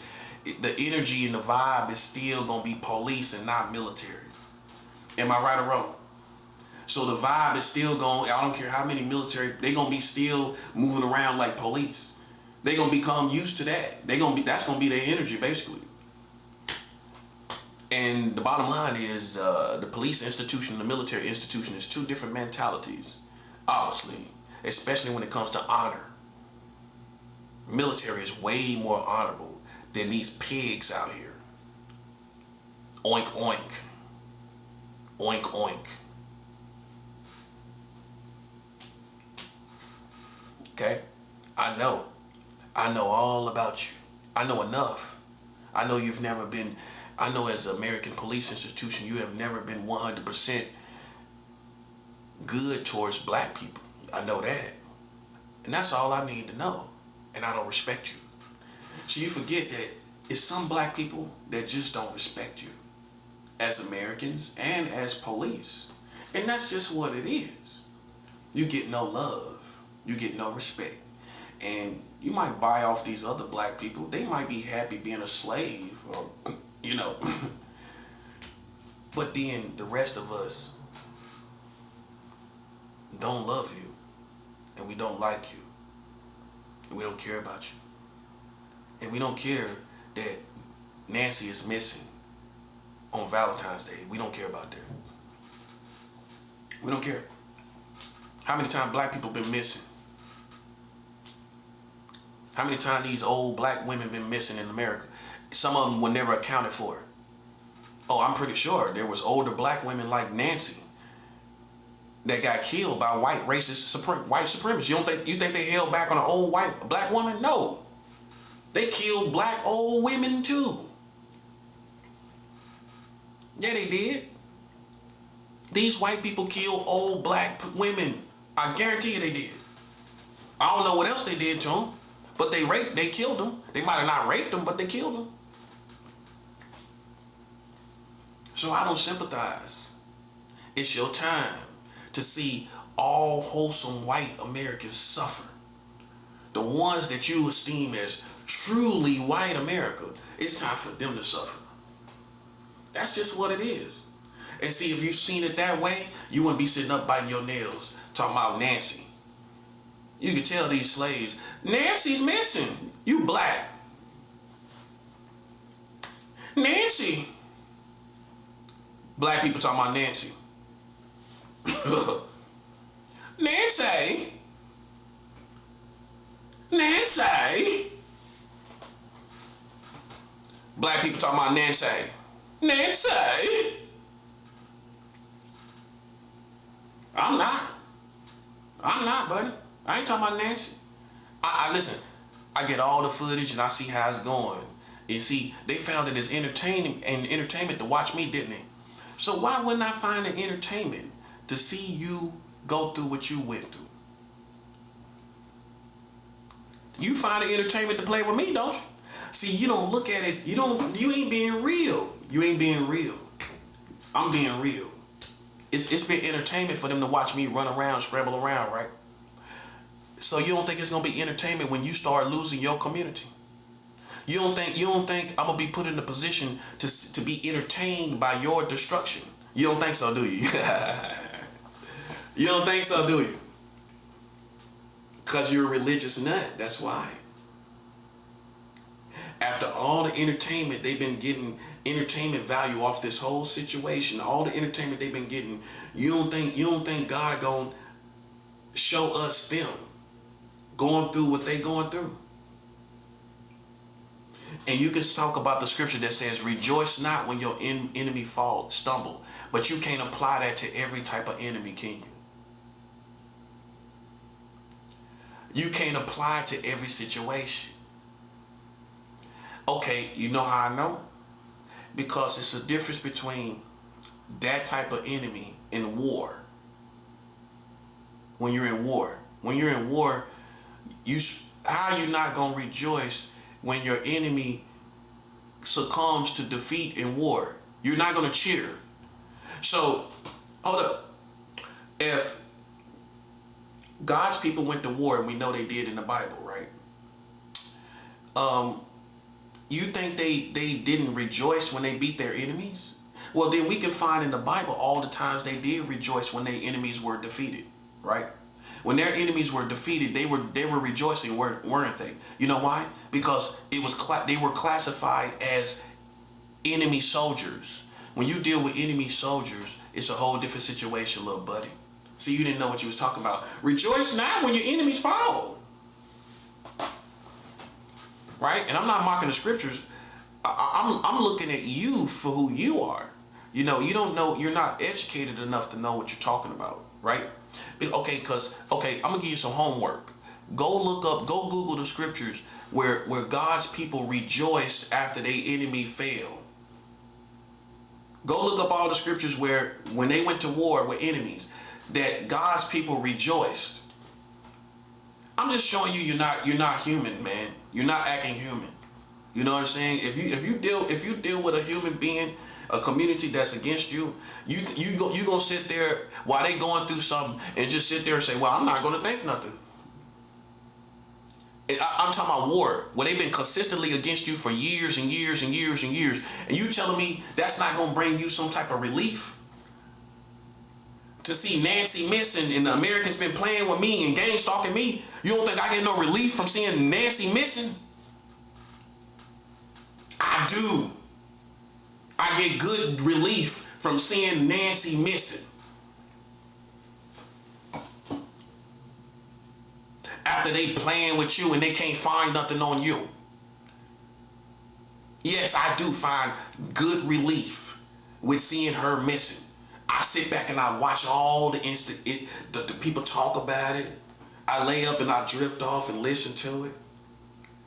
All the different scenarios. I just get off into the world of Lost Nancy. I just put the video on loop, right? I put it on loop and lay back like a real man and listen to all the talking and information about lost Nancy. And I get relief off of it. Yes, I do. Just like you found it entertaining to play with me. You see how God is working? You don't believe it, do you? You don't think God would do that because you don't know God, buddy. If you find it entertaining to play with his prophet, God gonna set up entertainment for me to see y'all suffer. And that's what's going on. I am watching you suffer in live living color, buddy. Oh, for black people. Oh, let's not forget about you. Aren't those adjustments coming to the food stamps March 1st? March 1st. Yeah, this might be the last Valentine's Day when you're able to buy candy.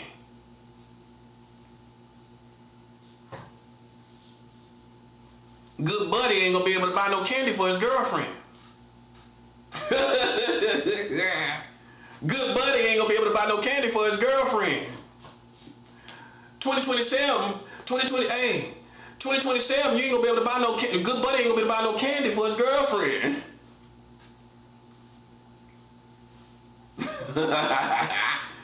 Good buddy ain't gonna be able to buy no steak. Oh, he got the steak this year, didn't he? Them stamps hit before the Valentine's Day. He fronting like he the man, huh? Got the steak, the sauteed onions, got the hey, he got the sirloin steak, sirloin tip steak. He got the rice, the green beans, and the cornbread, fronting like he brought it in, fronting like he brought it in, fronting like he bringing home the bacon, ain't it? Hey. Next year, hey, especially these lames, hey, the good buddy lames, the lames that's good buddy. Not all black people, because some people gonna go get out there and get their money, right? But good buddy, the lame that's good buddy ain't gonna be able to do none of that stuff for his girlfriend, is he? Oh, this is it right here, buddy. Good buddy, this is it for you. I'm talking about the little lame dude. You know which one I'm talking about. The little lame black dude that move his head around real slow like this. He be barely, you talk to him, he take him 2 seconds to respond. Yeah. Hey, that's good buddy. You thought I was good buddy, didn't you? Hey, tell the truth, you thought I was good buddy, didn't you? Where I take 2 seconds to respond to something. Yeah, how you doing today? Oh, I'm all right. That's good buddy. Hey, he fronting right now with the, hey, he got the steak to this year, huh? He got the, listen, he's sauteing the onions, everything, got the saute. Hey, he sauteed garlic and onions put it on the bake, or put it on the steak. Oh, he fronting this year. Next year, them food stamps gonna require him to get out there. And guess what? Dudes that's even 64 years old gonna be out there in the field. That's brutal. They got them old heads out there getting them stamps. Hey, they done laid back like an OG, huh? Hey, OG done laid back getting stamps for the house. Hey, he got the stamps for the house, don't he? Hey, you know what I'm talking about? Hey, he got the stamps for the house, don't he? OG got the stamps for the house. Oh, that time is over. Hey, OG ain't getting out his bed. OG ain't getting out his bed for them stamps, I guarantee you. You know he ain't. You know half of these black people ain't getting out their bed for no food stamps, especially if you've been getting it free. If you ain't been, listen, it's just a psychology. It's the psychology of anybody that's enabled. You know what I'm saying? If you've been getting these stamps for X amount of time for free, you ain't gonna go work for them. Because it didn't mean nothing to you. You ain't gonna go work for it. I remember when I first came to New York, you had to look for work in order to keep the stamps active. I've been through it. So if you think I'm one of them people that haven't been through it, bro, go check my records. I put that on my records. Hey, I put that on my records. Go check. I put that on my records. Go check my records. When I first came to New York, you had to go to these rooms right here in Brooklyn, right behind Marcy. Everybody know when you go up the block from Marcy. You bust that right when you come out of Marcy. You know what I'm talking about. Come on, man. Listen, bro. What you thought, man? I told you I was out here, man. Why you think I'm like this, man? I used to walk past Marcy to go to the little work program. Everybody know what I'm talking about. Up there by the train. Up there by the hospital, right? Yeah, you know what I'm talking about. Right up there by the hospital, you got that work program across the street. You got to go up there, up the stairs. You got to go up there to this little room, and you got to sign in, and you got to sit down to a computer, and you got to apply for 4 jobs, something like that. We had to do that every day. I done been through there. I've been through it right here in Brooklyn. So just welcome to the club of struggle, bro. Where you gotta get. I done work for the stamps. I done it. See, God knows all of these things, bro, about me. No, you need to worry about yourself, buddy. Look, good buddy, you need to worry about yourself. Good buddy. Good buddy don't rub nobody the wrong way. See, you thought I was good buddy, didn't you? Oh, I rub people the wrong way. I want to. I ruffle your feathers. I ruffle your feathers when you ruffle mine, sucker. You thought I was good buddy that don't ruffle nobody's feathers. Good buddy don't bother nobody. That's how he get by with his black family.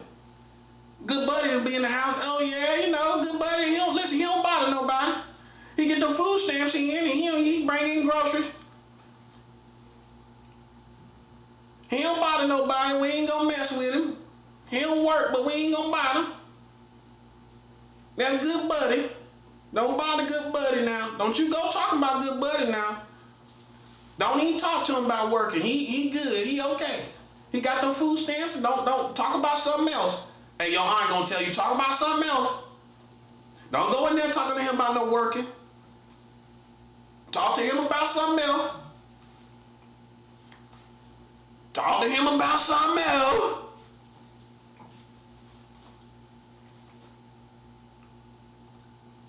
I had to work for them stamps. I know what it is to get up in the morning and you ain't getting nothing but food stamps out the situation. And you got to go and apply for jobs and look for work. I had to do that when I first came to New York. Bed-Stuy. I was living in Bed-Stuy.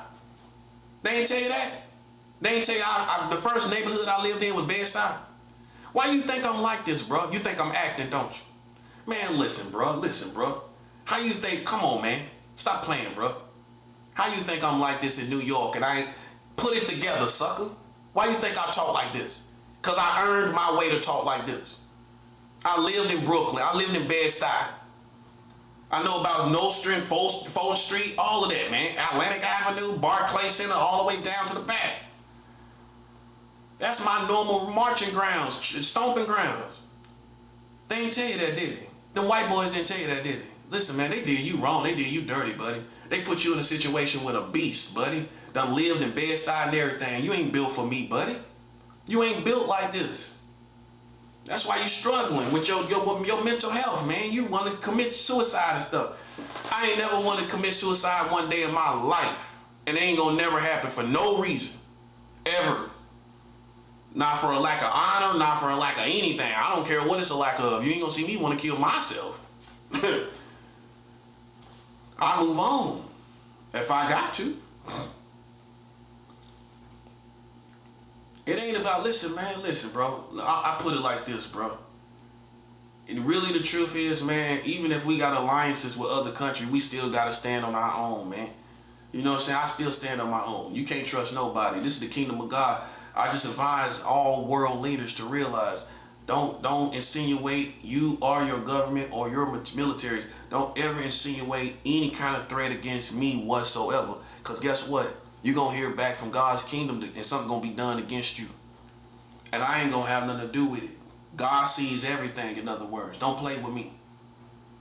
Okay? Anything you insinuate towards me, okay? God hears it and he will respond to you. That's how this works. Don't, listen, I drop you like a bad habit. Like I never even knew you. I shake you like I never even knew you. And if you see me do this to the Americans, you don't think I'll do it to you? I'll do it to you too. Take heed. What I've done to them, I'll do to you and your whole... If I focus on your whole infrastructure and your community, you'll be out of here in no time, buddy. If I fast and go into spiritual warfare against your country, you'll be done just like they done. This is also for the rest of the community to see who I am. This is also for all these other countries to take heed. This is also for all those who think they can play the same game that the Americans are playing. Listen, I take care of you just like I took care of them, buddy. Just remember that. See, listen, hey, listen. You wouldn't expect me to be any other way. As a real head honcho. Listen, I'm not nice to nobody necessarily. I put it like that. I'm not nice to no one necessarily, and neither are you. You're not nice to anybody really necessarily either. But we come to an understanding. Okay? That's the only thing people understand, is coming to an understanding where both parties walk away with a good situation, right? That's all it's about. We ain't loving each other. We ain't in love with each other. I got alliances. I got 5 alliances that I consider alliances for World War III because they are the enemies of America. Whether they want to be or they choose to be or they don't choose to be. I have alliance with them, right? But that don't mean that you can't jump the gun listening to these other people. Listen to these Americans, listen to these spies, listen to these telepath spies that's playing this world game around me. See, once I sense that it's the world that's playing a game around me, I want you to know this. I'm already fasting against the whole world community. Oh, well, come on. What would you do? You see all this stuff going, you think America ain't gonna try to bring somebody else into it? You think I'm gonna wait for them to bring somebody else into it, their alliances into it? No, I'm not going to wait for that. I already covered all their major alliances. Any country you can think about that's in alliance with America, I've already covered it. That's 7 out. I've already done the work. I've already covered all the alliances of the United States. Any country that's with them, I'm already cursing you. I had to. You think I'm going to wait till they come to you for your assistance against one man, me? You think I'm going to let them come and get all of you and then y'all fight against me? It's not going to happen, bro. I already covered you. I'm already fasting against you. Okay? Well, my justification is you sitting back watching anyway.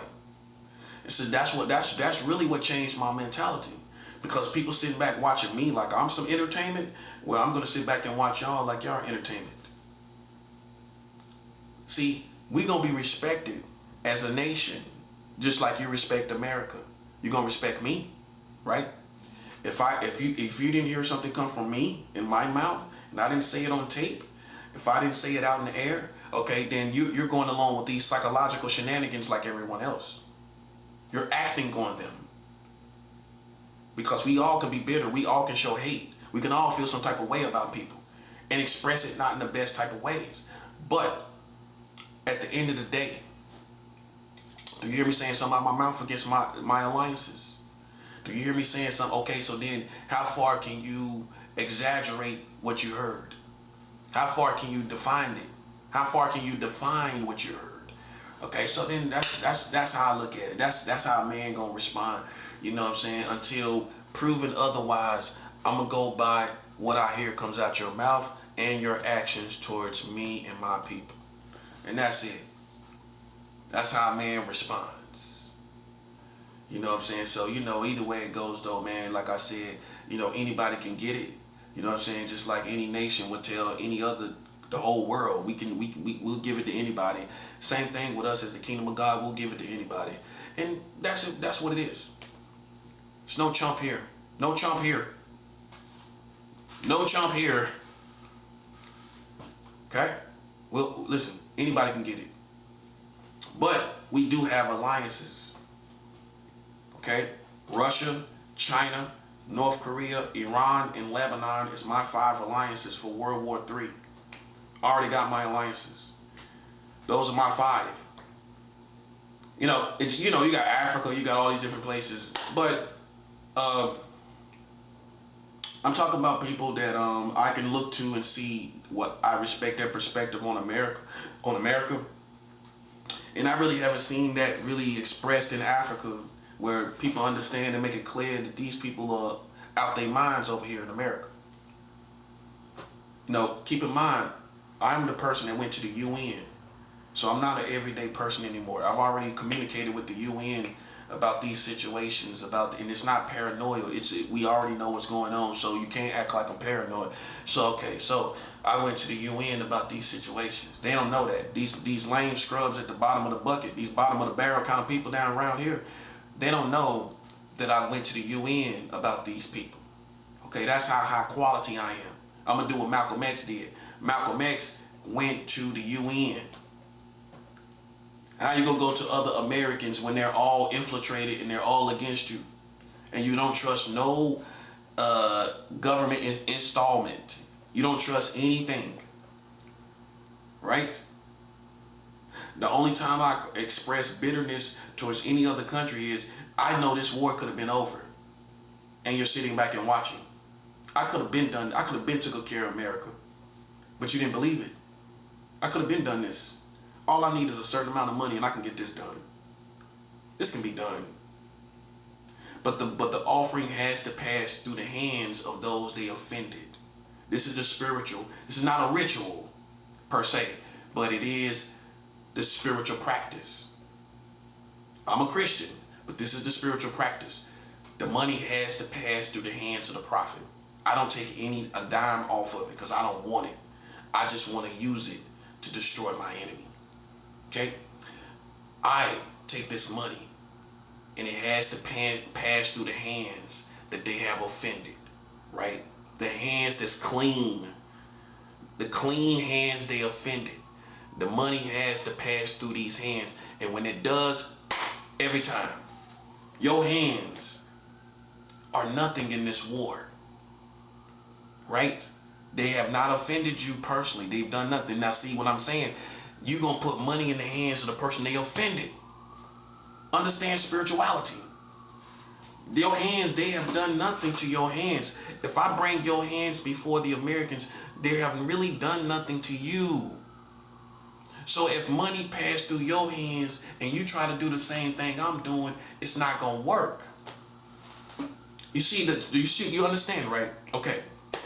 So the energy is around me that they've done. You see what I'm saying? I put myself in this situation on purpose. I'm not stupid. I put myself in this room, this building, and they work for me because as long as they play with me, it's going against the Americans. So I use this whole building as a function, and they too stupid to see it. Because they don't understand, they don't believe how powerful karma really is. As long as they playing with me, God is going to attack America. So I stay here intentionally. I could have been left on my hunches and my intuition. I could have been left the building, but I began to flip it around and use them as a function to bring more karma on the Americans. So I'm just taking it. I'm taking this. That's how I look at it. I'm taking this position.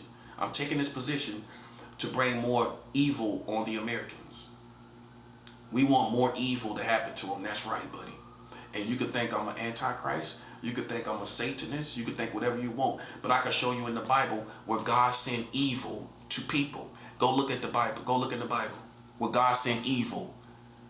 You think I'm trying to be slick, don't you? I'm talking about principles, bro. God sent evil before, right? Listen, I'm his servant. What you think I'm going to do? I'm human flesh. I'm going to send evil to you. And I could have had this done. That's what world leaders have to understand. I could have been done with this. But you didn't believe. But now you're starting to believe. It's starting to be hard not to believe. All you have to do, it's not a crime to give me money. If you know, after all, America has funded the Ukrainians, right? So let's just say you're just arming me like they armed the Ukrainians. What's the difference? It's a war. Both sides in both situations is a war. The Americans armed the Ukrainians against the Russians, right? So why would it be wrong for the Russians to fund me? To just give me money? I'm gonna know what to do with it. You ain't gotta say X do this is the reason for the money. I already know what to do with it. We both know what to do with it. We already know what's going to happen. I'm not going to keep it for myself. I don't want it for myself. I want to get this done. And I know I can do it. I know it could have been done. Because the offense that's on my hands, that's why I'm this confident. I'm not confident in my own strength. You got to understand higher levels of spirituality. I am confident because of the guilt, the blood, the shame of these people that they put on my hands, the offenses that they put on my hands. I know when money passed through these hands, it has to work like this, because this is the person that was offended by the Americans. You've put money in his hands, and it passed through to a church, and it goes to a church. It's coming right back on them people. But you can't try to be slick as a Christian and come out here and do it yourself. It's not going to work, because they have not offended you. They haven't done you like they done me. So the spiritual practice is the money has to pass through my hands. And when it does, it passed through hands they have offended. And God sees that. And God brings judgment on the Americans. As I am submitted to doing the right thing. That's the test to pass. Is to not get bitter and go out here and drink myself to an oblivious place, or to do drugs. But I'm going to take the money and bring it to God. That's my test. I only got to pass. No matter what I go through, I keep putting that money into God's kingdom. Because these are hands they have offended. It's the perfect equation to destroy these people. You get the person that they offended, bring him before God. He brings an offering before God. It's over.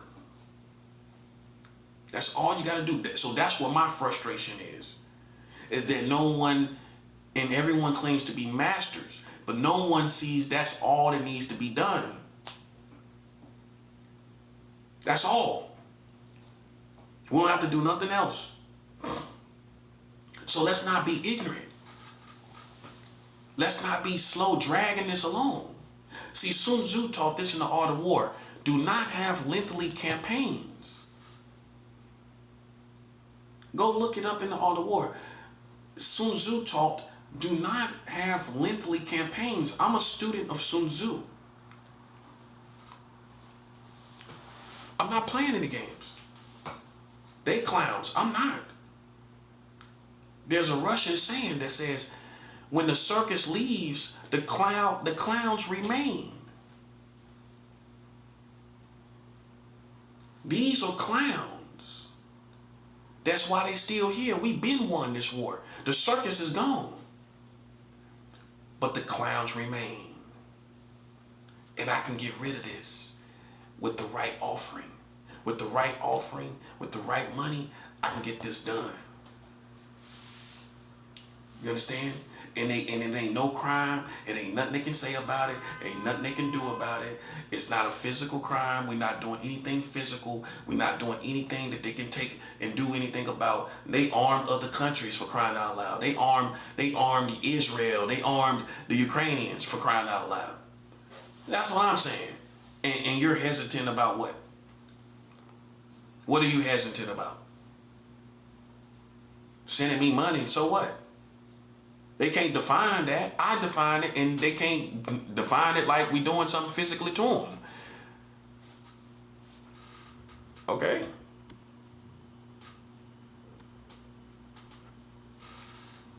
That's all I'm saying.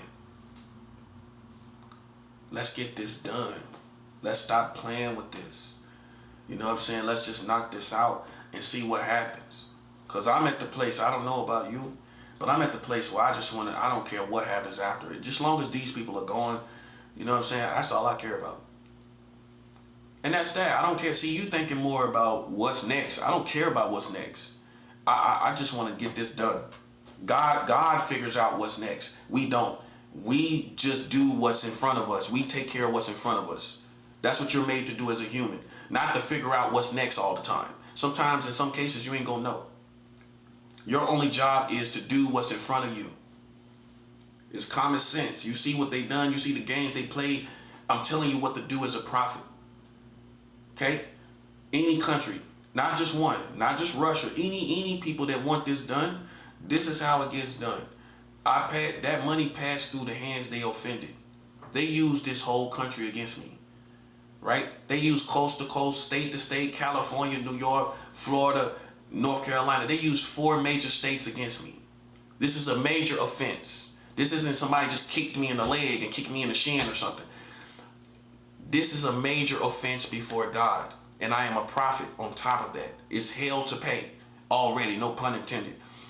All you have to do is support and take a chance. People gamble all the time. Why not gamble here? You know what I mean?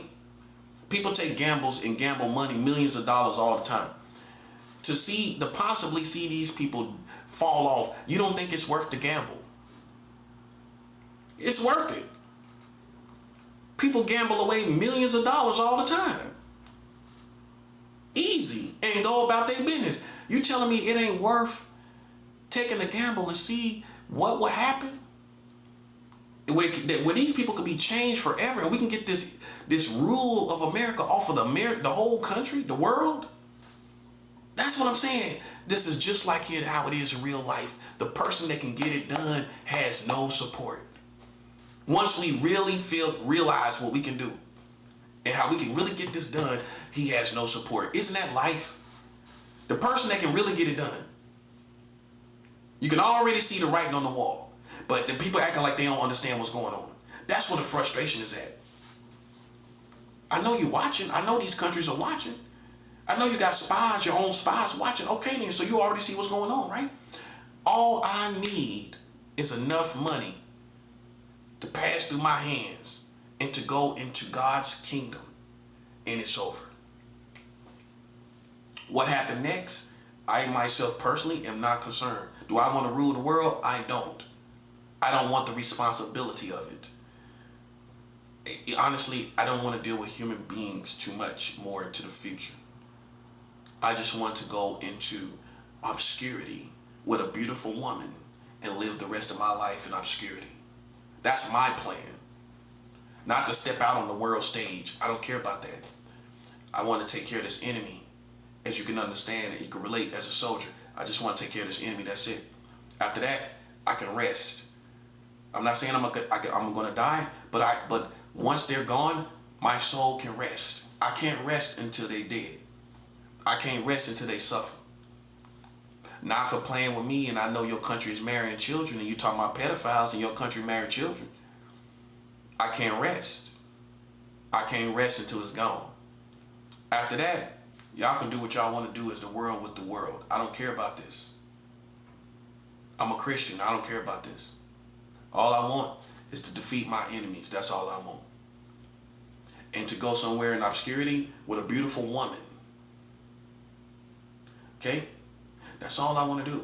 Live somewhere where I can fish, catch fresh fish, eat with my wife, enjoy a simple life, away from the community. And that's all I want to do. Somewhere way away from civilization. Just me and my woman. Where we can get everything we need and be by ourselves and don't have to deal with no community, meaning men, women, or children. No, I want to break from all of this community stuff. I don't want no community. I don't want no sense of community.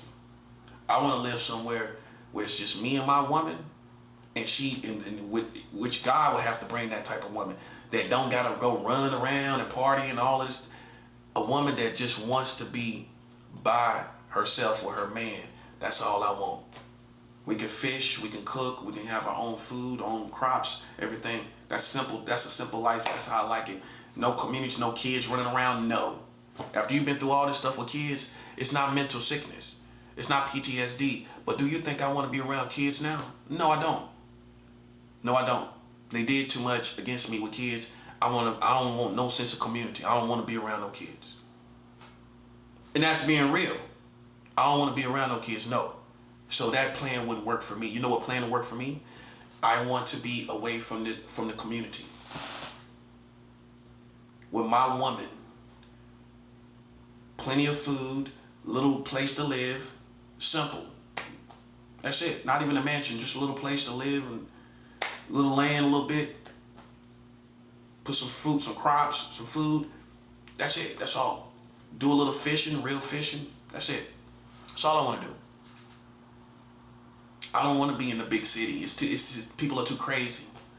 That's really in any country. I don't want to be in no city per se, because the mentality of the people is just too crazy. I don't want to be in no big city where you got to go here, you got to go there, you got to function here, function there. You know what I'm saying? Other little things can get worked out, but as far as like the infrastructure of a city, I don't want to live in no city life no more. Too many games been played. You know, I have a change of heart. You know what I'm saying? That's just what it is. You know, so like I said, all I want to do is take care of my enemy. That's all I want to do. You know what I'm saying? I'm doing it by spiritual means. I'm not a terrorist. How you know I'm not a terrorist is because I've reached out to the UN. Me reaching out to the UN tells you I'm not a terrorist. Why a terrorist gonna reach out to the UN? That's what covers my butt. Cause soon as any kind of feds or anybody try to come for me, all I'm gonna do, as soon as they talk to me in secret, I'm gonna say go straight to the UN website. I want you to pull up my whole complaint that I got against the Americans. This is the basis of why I'm doing what I'm doing. I went to the UN, so if it was a terrorist operation, why would I take it? Why would I talk to the UN? This is how you cover yourself. You don't let these people play you and make you out to be a terrorist after they play with your integrity, after they play with you. That's what a corny boy gonna do. That's what a corny boy American gonna do. You don't let them play with you like that. I went to the UN. I got a complaint with the UN, right? That I can prove with the UN that these people played with my integrity. These people played with my life. You can pull up the whole complaint that I placed with the UN. I show this right to the feds. That's above their head. It's above it's out of their district. It's above the chain of command. It's above them on the chain of command. You see what I'm saying? That's for anybody. CIA, feds, you beat them with the UN. I don't care nothing about them. I don't care nothing about them. I go right to the UN. And that's that. After that, God gets involved. But I don't go to the Americans. Why would I go to the Americans? Make that make sense. Make that make sense. I'm not going to the Americans. You know, this is how you do it, man. You know what I'm saying? So like I said, I'm fasting on Valentine's Day, and I'm fasting tomorrow as well. I did a 2-day fast this time, just because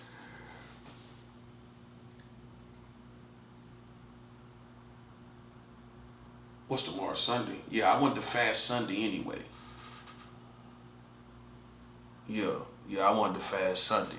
That's what that was the next day I was gonna fast, because I came in from doing all my errands on a Thursday, and I just thought to line it up on a Sunday to fast. So that's why I did 2 days, basically most of Sunday, and come off at the end. You know what I'm saying? So you know, it's just like we're just gonna take care of all these people, because like I know they still in the clown format. You know what I'm saying? They can't do nothing to me. They can't poison me. They can't poison my food. None of that stuff ain't gonna work.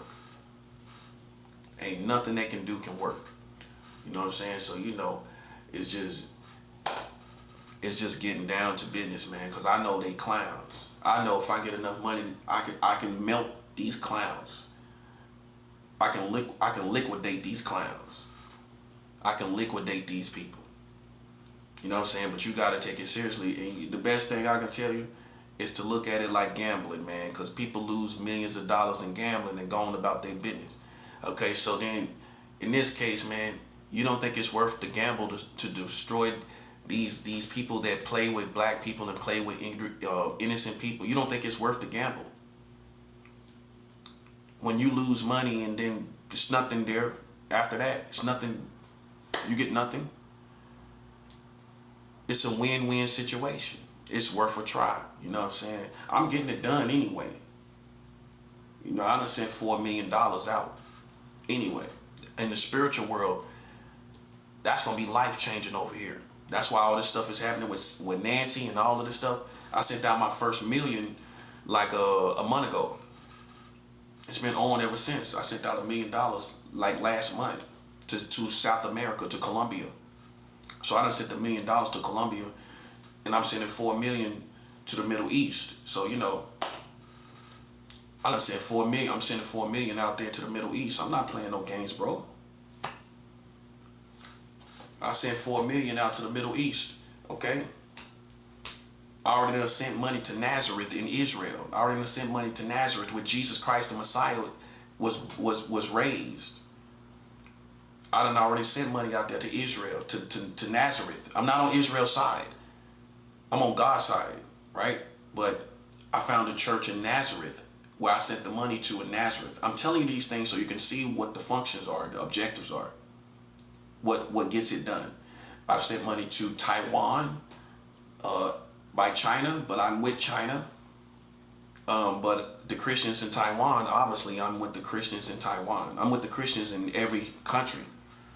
You know, I even got a ministry that's working with Iran, you know, helping the Christians in Iran. So I found a ministry that I'm going to be working with in the future that works with Iran, with the Christians in Iran, because Iran is one of my alliances. And what people don't know about Iran is they now finally put Jesus Christ in the artifacts. You know, that's a Muslim, bona fide Muslim country, right? They put Jesus Christ in the artifacts, okay? So change has already happened over there that people are not taking care. These rednecks ain't gonna know that now Iran is starting to acknowledge Jesus Christ. That happened like maybe 3 months ago, right? They didn't know this. So change is already happening over there that they don't know about. You know what I'm saying? Even from a government perspective, from the government up. I don't have any problem with the government of Iran. That's an enemy of America, not my enemy. So I'm still with Iran, rain, sun, or shine. You know what I'm saying? And that's just the people, the whole people.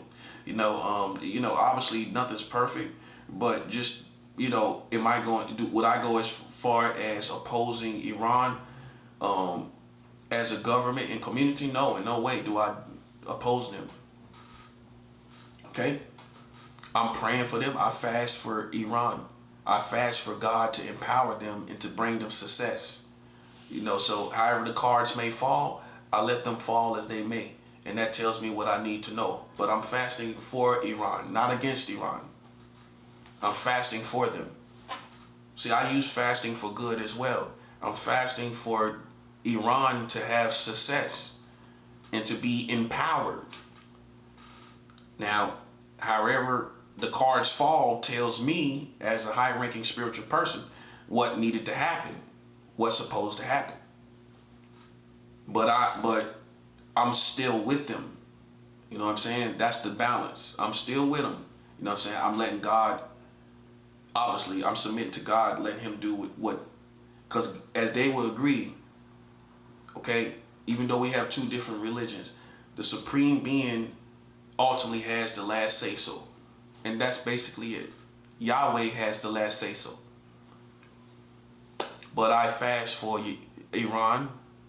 I've been fasting for Iran. And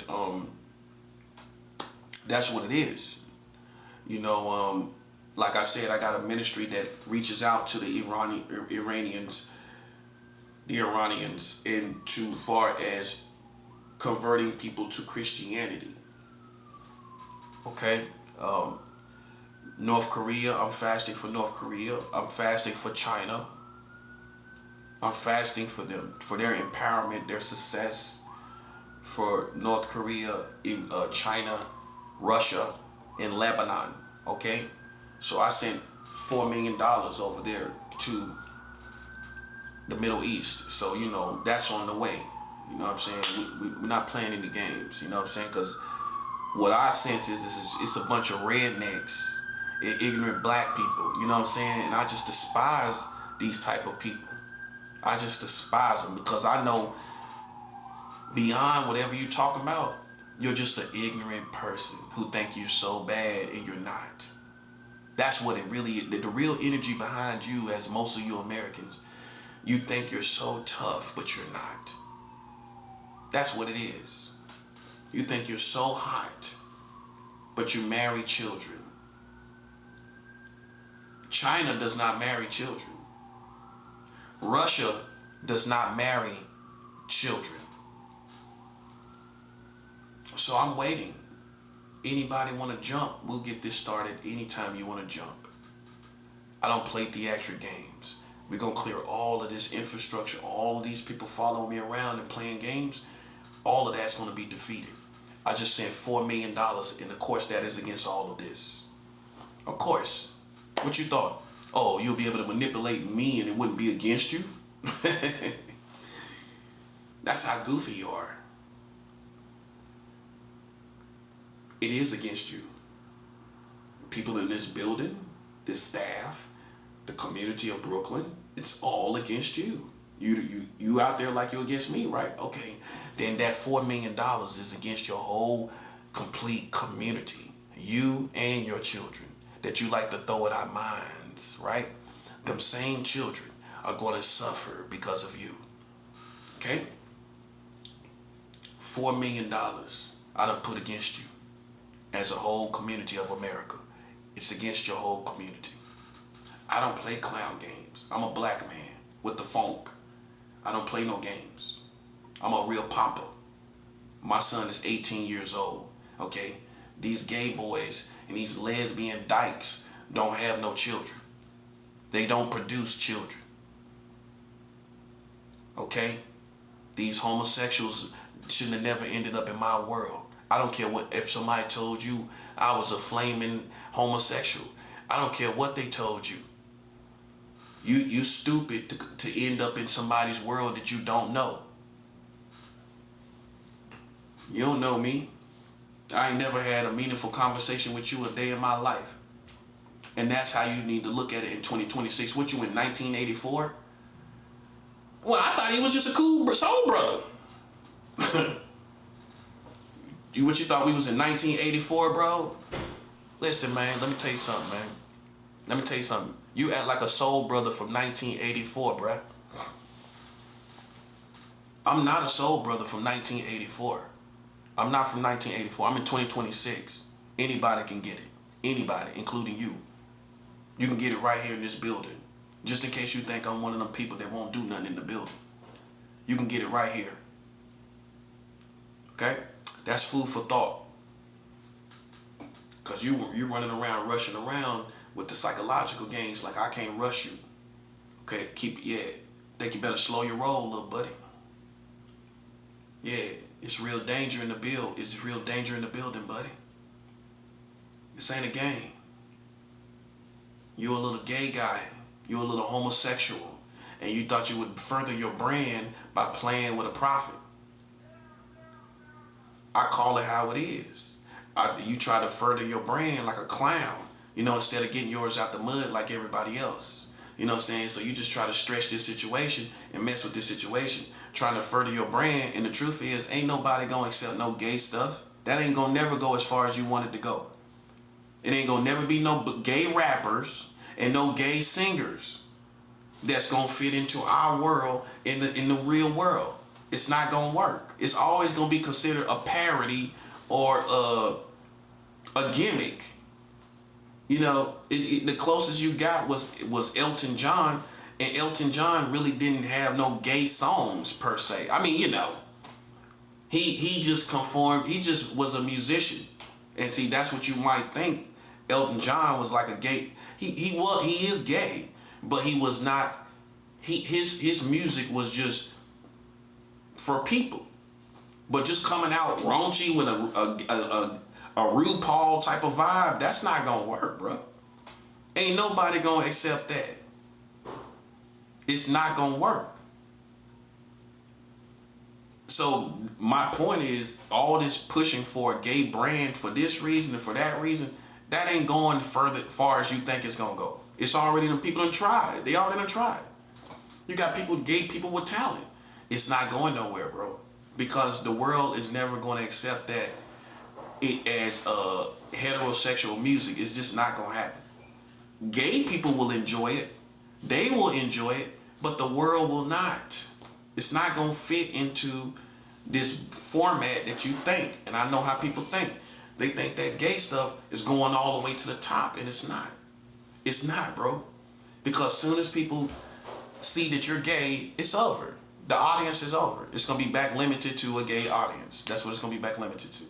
But you thought I would be someone that can push a gay brand. But here's the problem with that. You didn't show any respect. You didn't show any respect. You thought I was subject to you. You thought you was on top of me and you played yourself. Now it's a war. Now it's a war. You know what I'm saying? You played yourself. You thought I was subject to you and your rules and regulations, man. Come on, you can't be serious. You're gay people. You know what I'm saying? You don't have any rules over me. But that's what you thought. You thought you could push this brand and it's not going anywhere. What I like about God is I know God got a sense of humor. Because you know what? Ain't nobody going nowhere. Not only is not a gay brand or anything that you're doing that's gay not going anywhere, no one's going anywhere. Let alone a gay brand of anything. It's not going anywhere. Nothing's going nowhere. That's 7 out. It ain't going nowhere. Ain't nothing going nowhere. Let alone a gay brand of anything. Okay? Don't you see? It's all shutting down. It's shutting down. You don't believe it, do you? That's why you are in the situation that you're in. You know why you're in the situation you're in? Because you don't believe anything until it happens. You got to see it to believe it, right? Yeah, it's too late once you see it. You'll get that later. You'll get that later. All you need to be concerned with is that I know that you're nothing but clout chasing hoes, right? And that clout chasing whole time is over. Okay, it's a lost cause. You ain't going nowhere. You're not. So anything gay and anything American period is not seeing the light of day. Okay, you got it? Good.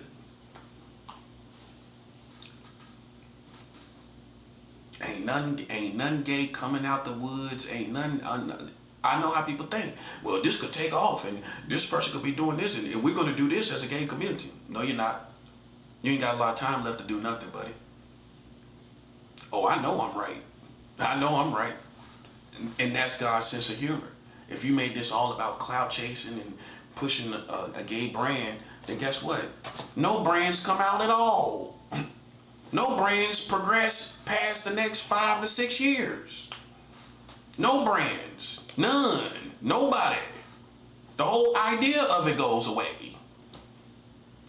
The whole pushing of any brands, it's all gone. You don't see that happening? Americans can't even pay for food. You think they're going to pay for tickets to a gay show? Concerts. People don't even have money. They ain't going to, give it 2 more years, people ain't going to have money for a concert. Let alone a gay concert. No concert. No concert, buddy.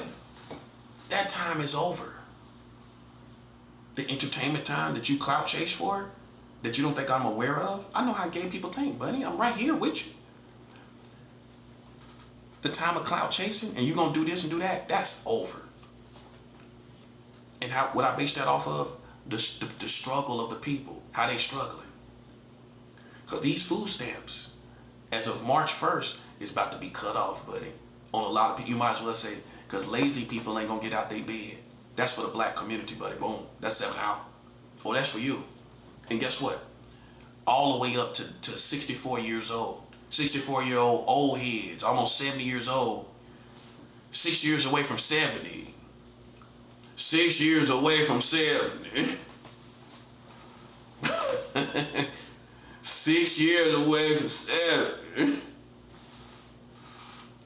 You're going to be out here in the cold, buddy, going out here to these work programs with them old bones. Your bones getting cold, ain't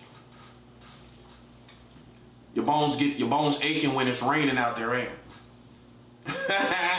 You know how the old school say your bones ache when it rains? Well, when you out there catching them trains in the rain, buddy, going to get them stamps in New York, your bones going to be aching when it's raining, ain't it? Your bones going to be aching when it's raining, ain't it? You're going to be out there. And guess what? Meaning you're going to fold. You're going to leave them food stamps alone. which means you about to struggle on another level. You about to struggle on a whole another level. Yes, you are. Yes, you are. Yes, you are. That's part of the plan. Okay? I be damned if I'm gonna let black people play with me, and I know you ain't right yourself in no sense of the word, in no sense of the term, dynamic. Okay? You not right in your head, and you ain't gonna come out here acting like you some type of authority over me. You ain't right in your head. Okay? So guess what? How I'ma sober you up? Listen, those stamps gonna be cut March 1st. Right after Black History Day. Black History Month. Right after this. Right after this, boom. You ain't getting no cornbread for next month, buddy. Not without going out there on them trains. You ain't gonna do it. 30% of them ain't gonna do it. And I'm being generous. It's gonna be more than that. But let's just say 30% to be safe. 30% of these people ain't going out there to get them food stamps, which means they household, wherever they live at, gonna struggle. That's what it means. Oh, you didn't know what it means? What it means, if they don't get the stamps, more than them, I'm pretty sure, more than one of these black people is dependent on them food stamps in most cases. Right? They gonna struggle. They gonna struggle. And that's good. You know why it's good? Because black people play with the prophet. That's why it's good. Playtime is over, buddy. You can go get any Christian you want, and we waiting right here. And any thug and gangsters and anybody else you want, and we right here. In fact, man, listen, you see me talk on a government level, buddy. I'm talking about other countries. You think I'm scared of black people? I'm talking about other countries at this point. You listen, man, you can't be serious, bro. I ain't scared to die. I keep it on me, and I ain't scared to die. There it is. There it is covered. So I'm going to continue to proceed forward, and that's that, sucker. That's what real ones do. We live and die like this. While you fake it, you never live like a real man or a real woman. Listen, we live and die like this, buddy. See, that's how legends do it. They dig in and they live like this and they die like this. Okay, you get it? You get it? I ain't saying I'm going to die, but I live like this to the end, buddy. That's my point. You wouldn't know nothing like this because you ain't no man. You're confused in your sexuality, and when you find out you're gay, you don't value adulthood. So you gay, but you don't value. Listen, you don't value adulthood being no man. It's not in your value system. It's not in the value system of most of these American gay boys. They don't care nothing about being no man because they confused about it. Think about it, and in the confusion of that, you most likely are not going to put being a mature adult at the top of your value system. You just barely hanging on to accepting who you are, let alone an adult. Well, you would think that come first, right? But you're more focused on the latter. You're more focused on being whatever you prefer to be. Instead of thinking about being a man about it or being an adult about it, you're not an adult about these situations. See, you should have been fell on your sword. You caused all these problems for the community, and I'm not the man you said I was. You thought I was gay. I'm not. I told you that. A gay person said that. A gay person told me I wasn't gay. This is an old head, black gay dude. He said, nah, you ain't gay. Once a black gay dude, old school, tell you you're not gay, you're not gay, bro. Okay, I already knew that. No, but a gay dude told me that. He volunteered that information, by the way. I didn't ask him. I didn't ask him, do you think I'm gay? See, some people can do stuff and not be gay. You don't believe that, do you? Because you're one-dimensional. No, hold up. You're supposed to be in first line to talk like this. That somebody can do gay activity and not be gay. You're supposed to be first in line. But you know what? You know what it is? You know why? You know why you're not like that? Because many of you here in America that's gay are one-dimensional, and you have cliches like one-dimensional people have, and you say once gay is always gay. But what if I was never gay? You're one track minded. Come on, just admit it. Just admit it. You're a little one track minded. Well, you don't think there's other outcomes besides once gay, always gay? That's the only outcome in the world of human beings in different mentalities, in different raisings, and different things and experiences. There's only one once gay, always gay. That's a lie. Because you know what I learned? Gay is a psychology. If you don't have that psychology, you don't have it. And you still can have experiences without the psychology. You're not as smart as you thought you was, bro. That's all it is. Some people have experiences without the psychology. Okay? And that's just what it is. Some people have experiences without the psychology of being gay. They just have experiences, activity, but they're not gay. You want me to show you another example? Lesbians. Lesbians, in the black community, many women can have lesbian experiences. They can have lesbian experiences and then come back to having kids and everything with a baby daddy and everything. And they didn't have the psychology of a lesbian. They tried it, they didn't like it. Women do it all the time in America. Women do it all the time in America, and they don't get, and nobody is saying once lesbian, always lesbian. No. Why not? Because she didn't have the psychology ultimately of being a lesbian. No, she didn't. No, she didn't. She didn't have the psychology of it. But see, a woman can do that and she don't get stigmatized. She can go play with women and have a lot of fun and eat pizza and go in the room and have sex and smoke weed and turn up with lesbians for 3-4 years and then come back to being with a dude like she ain't missed a beat. And the whole community let her do it. Lesbians can do it. Girls that have lesbian activity, they can have sex with other females, come back to their family, and their family ain't gonna stigmatize them as gay. Nope. Society is not gonna do it.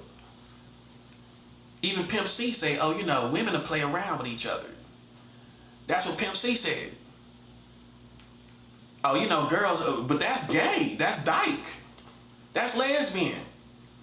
But even Pimp C, ironically, that was one of the most vocal people about closet homosexuals. He had a problem with closet homosexuals. Let's first clarify that. In fact, he said on the videos, he don't have a problem with homosexuals that's out in the open. He had a problem with closet homosexuals. I ain't never been a closet homosexual. And that people know. And that, so then what? So then what? So if I tell you I'm not doing something, I'm not doing it, bro. It's that simple. You know, I'm too real to be a closet person in any sense of the word. And that includes with these dumb children you talking about. You know what I'm saying? I'm saying, I mean, you know, my personality, man, I don't hide nothing, bro. I don't have nothing. I don't think about no children. You know what I'm saying? You flatter your own children. And I'm glad I'm saying that you flatter your children thinking everybody want them. Let that sink in. You flatter your children thinking everybody wants your stinking children. That's right. I want to say it just like that. I want your funky, stinking children. I barely even want a companion right now, let alone anything else. Okay, but a clown gonna be a clown. You know what I'm saying? You gonna play clown games. We can do this. You know what I'm saying? It's just gonna be wrapped up way quicker than you realize. We ain't gonna do this for too much longer. Not too much longer at all, bro. Can't you feel it? It's not gonna go on too much longer. This ain't going on 6, 4, 5 more months. Nope. That's why God is allowing it, because it ain't gonna go on too much longer. See, no, hold up. That's 7 hours. This is why you can't get frustrated. This is why you can't think God is forsaking you, because this is the end of this. And he expects you to wake up, use your discernment while you're fasting. It's not too much longer that these people are gonna be able to do this. They think they got months and months and months to do this. They know they don't. It's not too much longer, bro. That's why you gotta go ahead and tough it out. You know what I'm saying? Take these hits for the team. That's what I'm doing. I can leave here. You know, I'm not captive here. I can walk away from here. I guarantee you, ain't none of these lames gonna ever step to me, because I'm always be armed, right? So I'm not captive. So we're not talking about real shackles. We're not talking about real incarceration. It's just a psychology. You know what I'm saying? A mind screw that they got going on, screwing their own mind. They ain't screwing me. Because I done flipped it around and made it do what it do for me. I'm a real one. I flipped this whole situation around. Now they working for me, because as long as you push up on me and put pressure on me, like they don't know, they standing out there in the kitchen, right? They always do that. They stand out there in the hallway doing that weak witchcraft, you know what I'm saying? That weak psychology stuff, right? All of that is functioning for God's kingdom. All of it. That's functioning for us. It's what it is. I turned it around. I make it work for me. You didn't realize that. Why do you think I stayed here and I know what's going on? Why do you think I would stay here when this is nothing? Why do you think I would stay here?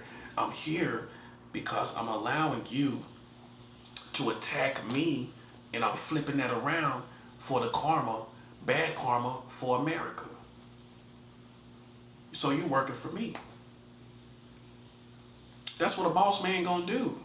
Eventually, you're gonna be working for me. That's how it works. Yeah, what you thought, man?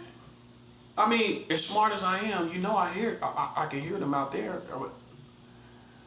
What I'm gonna do? Catch a charge, kill one of them? It's not worth it. I would like to, as a soldier, for all the position they playing, but it's not worth it. They're not worth it. They're nobodies. That person out there, them people out there, are nothing, and we know that, don't we?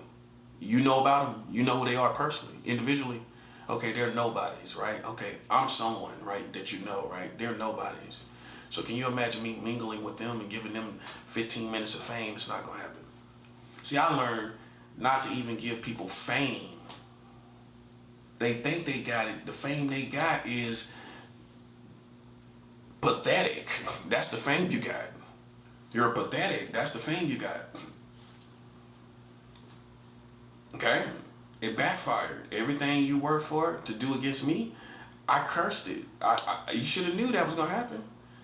If I know, if as a black man, if I know people are trying to hustle my nature, my likeness, I know you're hustling and put me up in a situation where you can get money off of it, right? And I know you're doing that, then I'm gonna curse the money you get off this situation. I'm gonna curse the fame that you get off this situation. You gotta curse the fame and the money these gang stalkers are getting. And the people that get paid that's not in a secret society, you curse the money that they get. I've been doing that. That's why it's running through your hands like saying you can't enjoy nothing no more. Because I done cursed you. I done cursed those who got the money, who hold the money too. I done cursed you. Anybody sitting back holding the money like you a big dog, I done cursed you, buddy. I curse the people that's holding the money. I curse the people that's getting the money. Right? On the outside and the inside of these groups. Both getting money, right? I done cursed both getting the money and those holding the money. I done cursed all of that. Here's the most important information. I'm fasting for that to happen. So I got fasts against the money holders. I got fasts. Oh, come on, bro. I'm a big dog. You think I'm gonna think about foot soldiers, lames like them? I'm thinking about the handlers. I'm thinking about the money holders who's holding the money. That's why your life is falling off, ain't it? Be honest. You know what it is? It's me, buddy. Got you. Checkmate. You didn't think I was fasting against the handlers, did you? All these people that's giving out the money. That's what I'm gonna think about. I'm fasting against all these people handing out the money to make this do what it do. I'm fasting against you. Oh yeah, oh yeah, oh yeah, oh yeah. God is going to destroy this country. Okay? I am fasting against all your holidays. I'm cursing all your good times, all the good vibes. I'm cursing all of that. You don't deserve no good vibes. Crazy as you are, you don't deserve no good vibes. Okay? I don't care about psychological games. I got my weapons on me right now. That's my psychological game, buddy. I got my weapons on me right now. What you got on you? So if I jumped up on you, what would you do? Please. No. No. I got mine on me right now. That's all I'm saying. What that tell you, I don't fear nothing you doing out there. Cause I know if you come through this threshold, I got legal right to kill you. It's that simple. And this time, I ain't holding back. Somebody come through that threshold, that's just for future reference. Anybody come through that threshold, I ain't hesitating, I'm gonna take your life. As simple as that. I guarantee I get off for it. Haza might want to wash hands, but listen, I ain't going to jail. Haza might want to let me go. You ain't the only housing place for people that got STDs anyway. I knew one before you. There's another one. I already know another one. You ain't the only housing place in the city of New York. You know how New York is. You ain't gonna never be the only one doing any particular thing. You know what I'm saying? Especially if it brings in money, you ain't gonna be the only one doing it. So I'm smart enough to know it's other places that offer the same opportunities of housing. And it don't matter to me. It's tomato. Because I don't have no particular preference for any particular group when I know they Freemasons anyway. You know what I'm saying? So, just keep that in mind, buddy. Ain't no victim over here. I got weapons right now if you want to get busy. I'm just saying. Because, they post up like I'm like they a threat against me. You know what I'm saying? They posted up like they put some, like they, come on, man. You ain't even got no weapons on you, bro. You can't play with me without weapons. Oh, you thought you could? What you think this is Harry Potter, Zelda? You think this is Zelda? Well, I thought this was Zelda. I go here, get the key. I go down there, get the little food. I get the little chicken, the turkey leg. You know how to remember the energy looked like a little turkey leg. I get the little turkey leg down there. What you thought this was Zelda, bro? I keep it on me, bro. I keep it on me. That's for Zelda. Zelda need to realize I keep it on me, bro. No, that's 100. That's 100, bro. See, you thought I would die in this situation and it ain't gonna happen. God is about to shut this all down, bro. It's gonna be a major shock to people, like lights out. When that happens, I'm just getting out of New York. First thing smoking.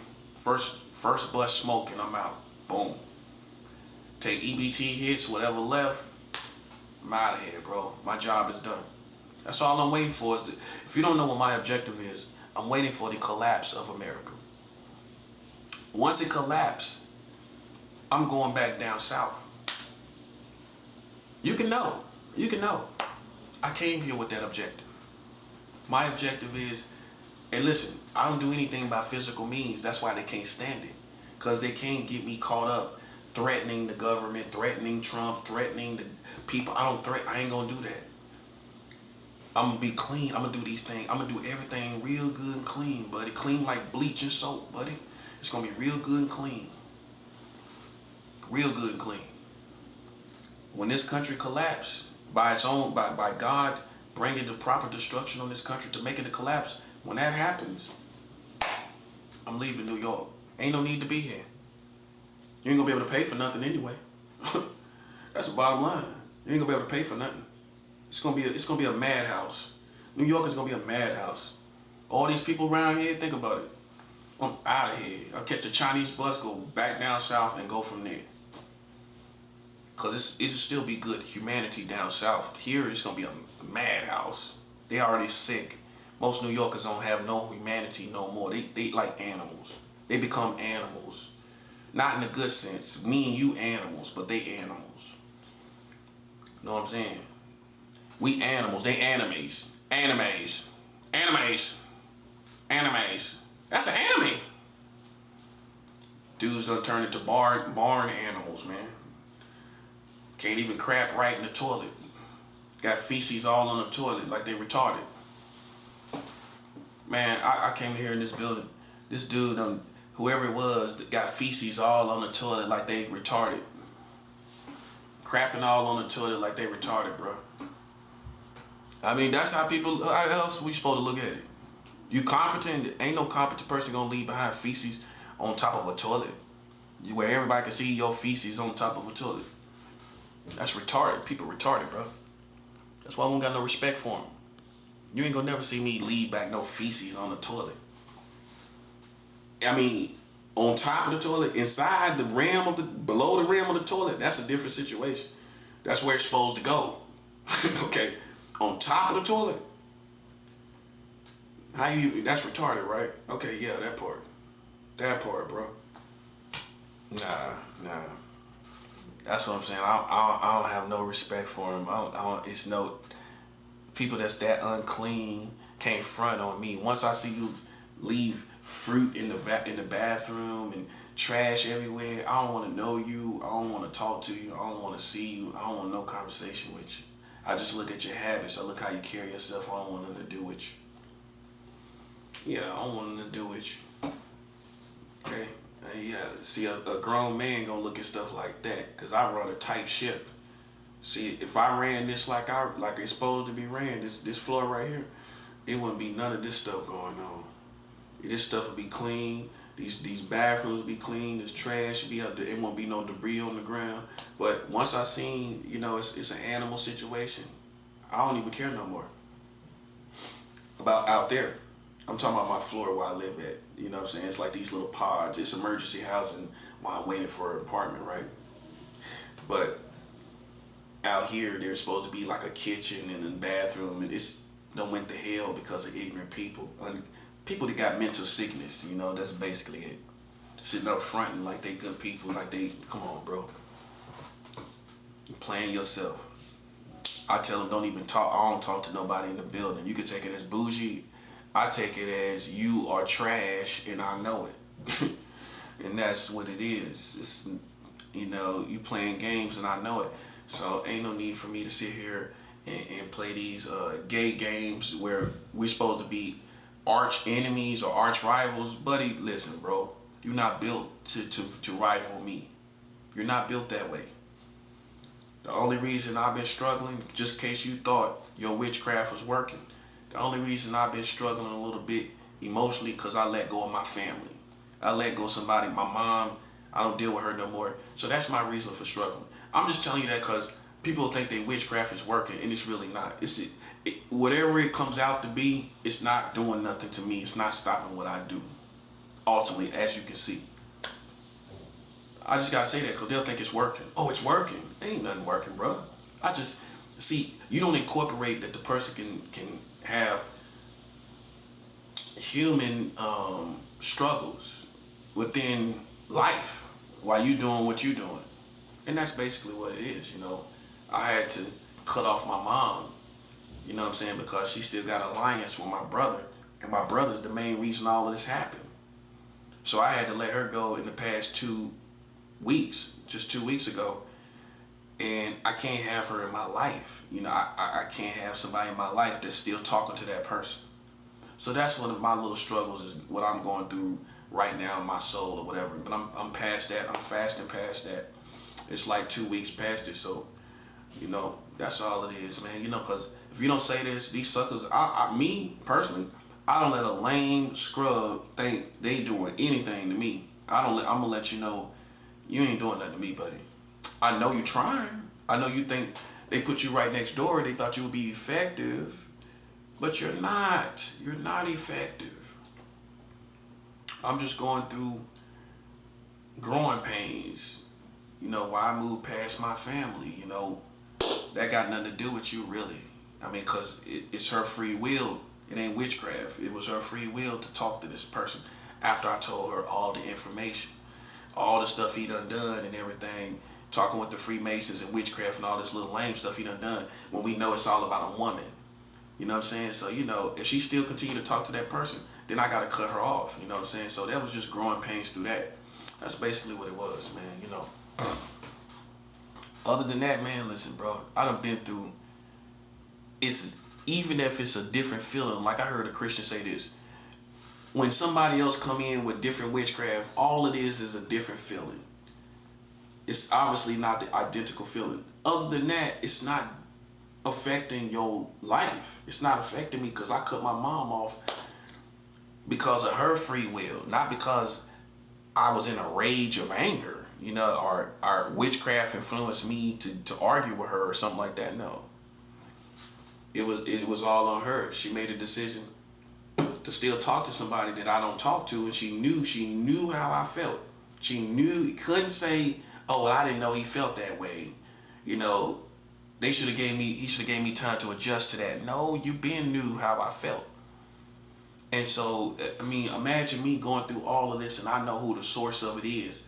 And then that same person, my mom is talking to him, the person that started all these problems. Imagine me talking to anybody that's talking to him. Imagine that. I don't play no games, so I had to cut her off. And I'm not doing that to be cold, like to get points for being cold or nothing like that. It's an executive decision that I had to make for my life to be better. You know what I'm saying? For my life, for me, it's taking my life to the next level. I'm leveling up, unfortunately, by leaving her behind, because now I'm not connected to nobody that's directly talking to this person and communicating with this person any longer. You know, and I'm glad. I'm glad I ain't with nobody that got good feelings or praying for him or nothing. Think about it. You don't even want to be connected to somebody praying for that person that done put you through all this stuff. You want to be talking to somebody that's praying for him? No. It's a weak approach. It's not Christian approach. A mother has to be a queen sometimes, especially when you got high-ranking children. Okay, where you have to make a decision which child to go with as a kingdom. And this is how I look at it. It's a kingdom because of me, not because of them. Because of me. They ain't done nothing. I have, right? It's a kingdom because of me. And so the devil played with the situation because of me, because of my rank. He played with my family and brought them to this high kingdom place because of me. And I have to follow all the way through with that kingdom perspective. You know, as in the kingdom, you know, you got to make executive decisions who to cut off and to who to not deal with for the rest of your life. Because if they can't make a decision, who to go with. She couldn't make a decision. That's what makes her weak. You can't be a queen. You can't be a weak queen. You have to make decisions in your own kingdom, in your family. If someone is causing all these problems, they causing all these problems, right? You can't be with both. You can't. You can't do it. So I had to bow out gracefully myself. You know what I'm saying? That's what a man gonna do. I'm gonna bow out gracefully. You know what I'm saying? I said what I said. I wasn't nasty about it. I ain't say nothing malicious or nasty about it. I bowed out gracefully and I'm going about my business. You know what I'm saying? So that's basically what it is, man. So the weak pressure out here is no threat to me. That's people trying to make themselves ever present because they know it's ever too late, you know, for them to ever come out of this situation, ever. You know, that's what it is. I call it how I see it, bro. Valentine's Day is almost up. 12 more minutes and it's gone. Yay. Yeah, I wanted to make sure I fasted for Valentine's Day. I don't even want to eat on this day. Because we against the Americans. You know what I'm saying? You can play this clown game. This, like I said, black people became goofy clowns. And if you think you're going to put enough pressure on me for me to die, this is what you're going to see. I'm going to tell you as a prophet. It's us against the street kingdom. And this is how I'm going to end this, because I don't think people think that God going to do that. He is going to do it. Ultimately, man, like I've said before, black people are the worst people in the world. Just like Boosie said. Boosie said it, and he ain't say it again because, you know, he probably talked to some other black people. Not because he stopped himself, but some other black people probably talked to him and told him not to really kind of, you know, I think somebody talked to him because he was on the right track to realness. You know what I'm saying? He said it himself. Black people are the worst people on the earth. They are, bro. They are. You know what I'm saying? They are, bro. I mean, look at it for what it is. They are. I mean, who else is worse? They the worst people on the planet. You know what I'm saying? Ain't no other way to look at it. It is. It's facts. I mean, if we base it off of body counts, I mean, and kills, I mean, it's obvious. Consistent body kills and you know, and killing the children, it's obvious. You know, you the worst stuff here. You know, so it ain't. You know, white people can't say it, but you don't think they understand that? You don't think they know this? With the internet, seeing all this stuff going on, all this ratchet stuff going on. See, the white folks get to come into black people's houses now through the internet. They can see all the stuff in the hood, all this ratchet stuff. They can see all of it. You don't think they do that? Of course they do. Of course they do. They probably sit back and drink wine and go see all these neighborhoods that they heard about over the years and go into all these neighborhoods and look at the stuff that's going on in them. You know, see all these street politics and how people think and talk over there and realize, man, these are some of the worst people in the world. This is the worst stuff in the world. You know? So imagine them playing with me. You know what I'm saying? And God already see what they doing. This how I'm going somewhere with this. It's a timeline. They already been like that for X amount of time. Then the prophet comes along, right?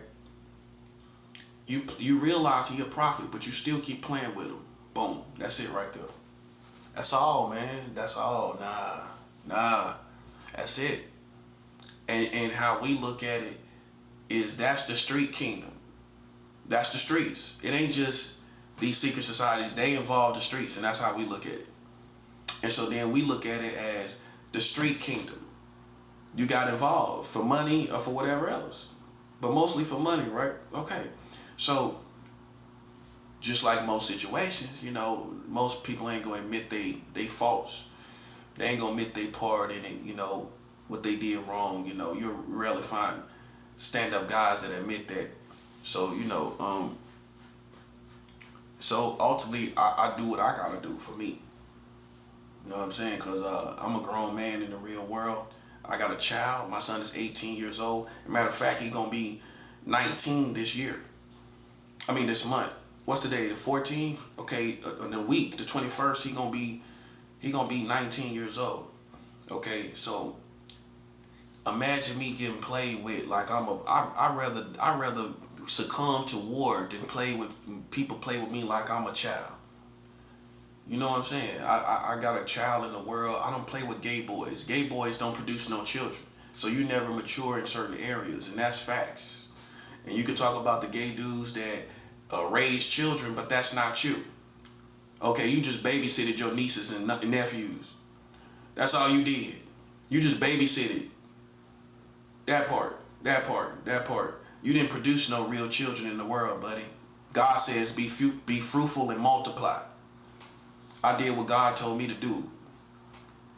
I can say I brought life into the world while you talking about whatever you talk about. You talking about pedophiles? Well, I brought life into the world. What you do? What you do? That's why I see, if you don't pay attention, you don't know the mentality of gay people. Don't go far in our direction as far as morals and depth. They don't think deep like we do. All they think about is sex all the time. Most of them, that's all they think about, cruising. And I know them. I know what I'm talking about. Cruising, trying to hook up with somebody, trying to have sex. That's all they do. Some people are literally like animals. That's all they do is breed with gay people. And they don't, and no pun intended, they don't obviously make no kids. They breeding, but no. Listen, man. Bro, you the type that breed with gay people. That's all you think about. Well, it'll be next month. It'll be a whole year since I haven't had sex with no woman. This is the longest I went without sex. And, let's see, 16 years, 17 years. This is the longest. A whole year. I ain't never go a whole year without sex. I'm on a whole nother level. That's why I don't care about these little mishaps or little things I do. Because God is looking at this. My servant ain't had sex with nobody in 17 years. And I got opportunity. I can go out here and make opportunities to have sex. God knows that about me. I know it don't matter my status, my STD status. I done had people didn't even care what I had. They didn't even care. I never seen people like that. Didn't even care. You ever been with somebody that you tell them you got something going on, STD wise, and they say they don't even care? Okay, so that's not you. So I never lack opportunity. is what my point is. Okay, so with that being said, I could be out doing whatever. You know what I'm saying? Easily. I can jump on a dumb website, a dating site, and be on easy. You know, eventually. You know, if that was what I was trying to do. So when I say I'm not doing something with a person that can find opportunity and never lack opportunity, it's a big deal when I'm not doing something. Now y'all ugly. You know, you ain't got no hustle bone in your body. So you couldn't even find no woman or no man or whatever you do. You couldn't even go out here and get one. You know what I'm saying? You ain't even got the face to get it. You know what I'm saying? I do. Okay, so when I say I'm not with somebody, it resonates more when you can clearly see I can get opportunities. And I haven't been with nobody in over a year. Next month will be a year. So you think I'm tripping off a couple mishaps here and there, and I ain't been having sex with nobody in over a year, and that's still solid, and that's still what it is? And I'm coming on 2 years of not even being with no man ever. 2 years. Next month's gonna be 2 years as well. It just happens to be 2 years. You ain't seen me with. So how could you have these applehead gay boys out here, or these applehead little roundhead black dudes talking about somebody's gay, and you ain't seen me with nobody in over 2 years?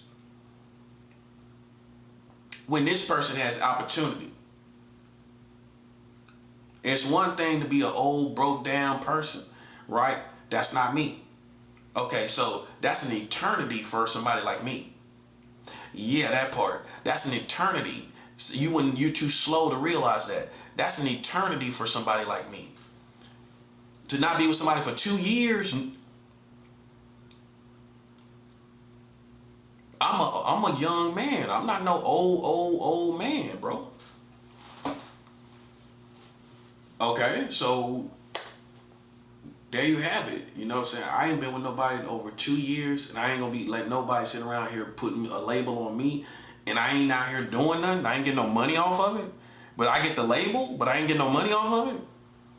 And I ain't getting no pleasure, no money, no camaraderie, no company, no nothing, but I get labeled? You tripping. We penalize. I curse people that do that. That's right. Because I'm not living that way. So why would you, if I'm not living that way and I'm not getting the benefits of living that way, whether it be pleasure or money, you think I'm gonna walk around with a label and I ain't getting nothing off of it? That's how I look at it. That's right. I ain't getting no pleasure, no money, no sex or nothing, and you think I'm gonna let people tell me I'm living a certain way, and I ain't getting nothing out of it, and I'm intentionally living this way? Sorry, little buddy, I gotta curse you. I'm cursing anybody talking about I'm gay and I ain't living that way. That's real. That's being real. And you ain't fornicating with these hoes either. With these females, I ain't out here fornicating like they doing on Valentine's Day right now. They fornicating like a mug all across this country. Fornicating like a mug. Fornicating like a mugar. Put R on everything on 2026. Fornicating like a mugar. Fornicating like a mugar.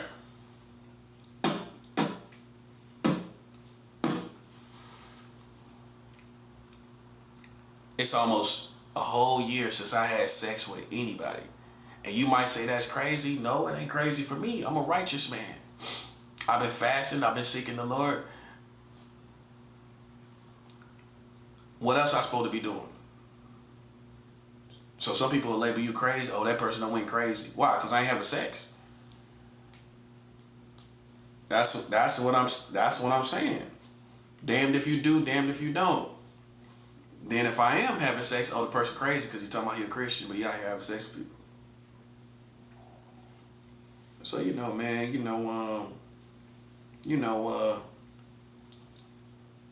I'm doing what I need to do. This is almost 2 years free from smoking weed. I ain't smoking no weed. I ain't smoking no cigarettes. Ooh, you know how glad I am to be free from cigarettes. Boy, that's like, See, what people are not conscious of, man, people die all the time from smoking cigarettes. You might not hear it might not hit the news unless it's somebody famous, right? Yes, Valentine's Day is over. Yay, we made it. Yeah. Yeah, I just wanted to fast the whole day off for me.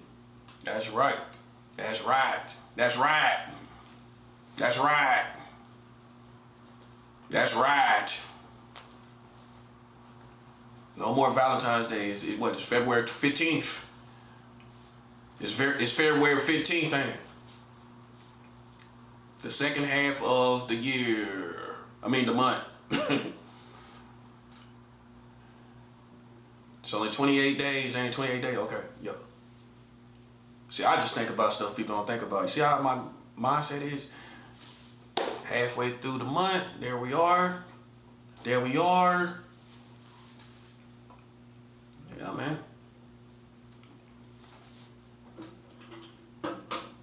People think it's a game till it's not a game. That's the best way to put it.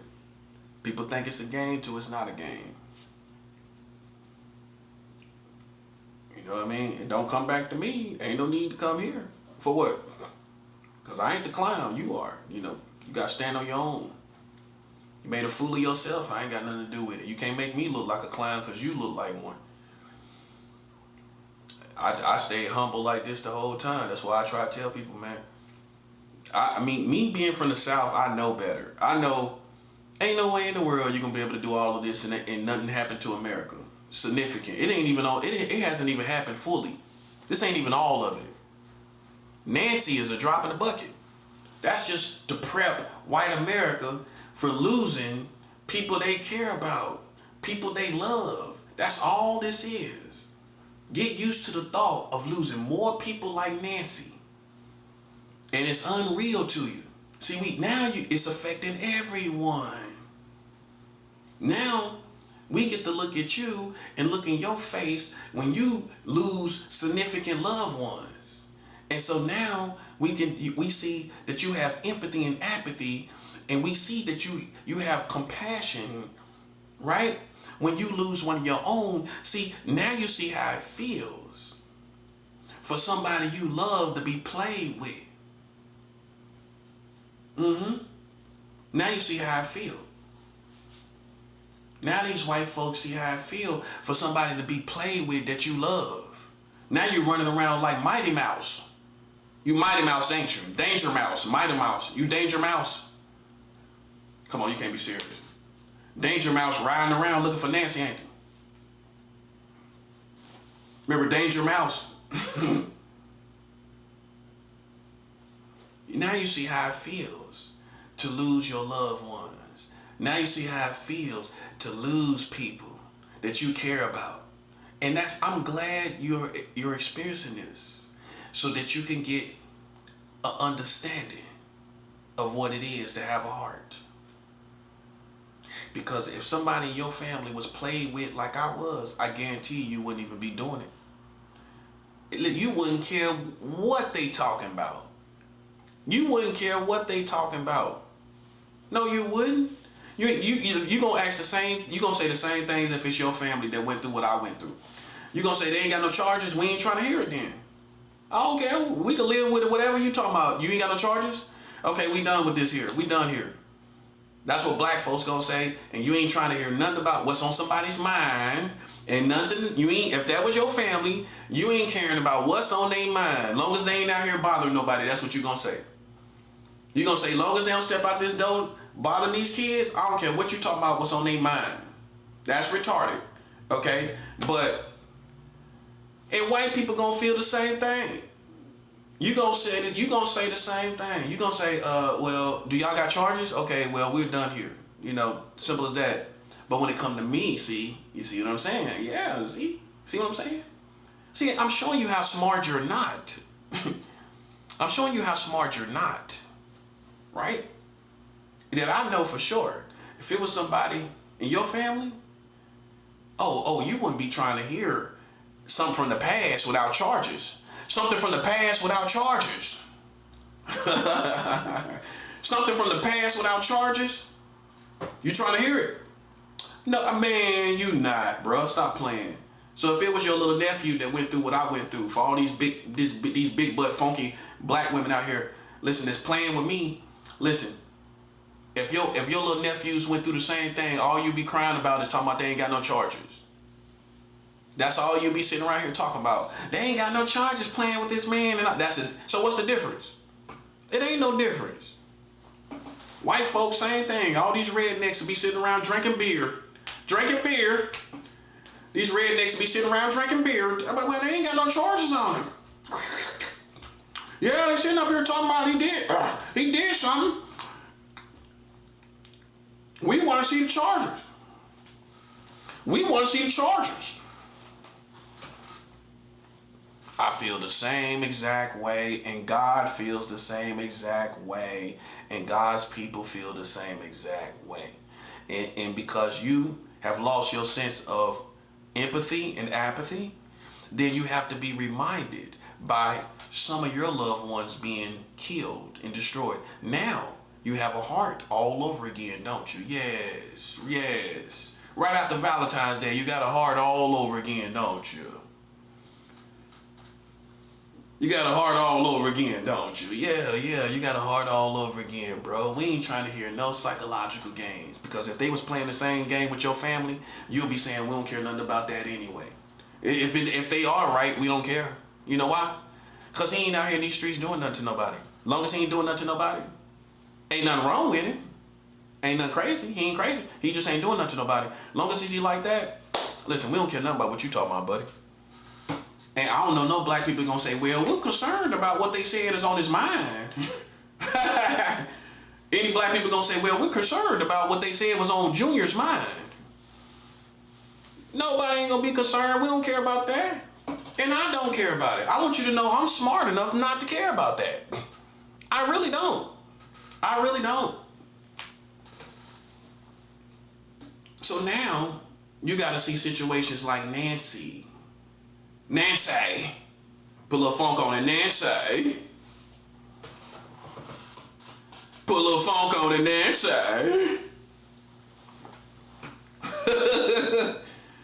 Hey, tell the police, Nancy.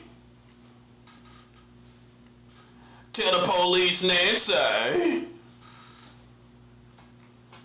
Tell police, Nancy.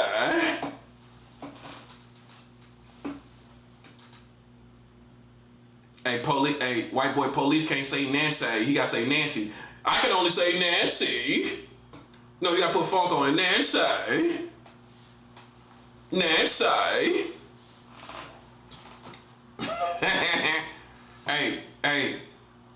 Hey, yeah, that's right. Police playing around here playing games. How you feel about Nancy? How you feel about Nancy?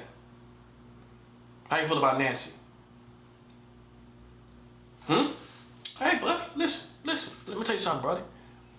That's the same way somebody feels about me, buddy. The feelings you got about Nancy, somebody feels that way about me.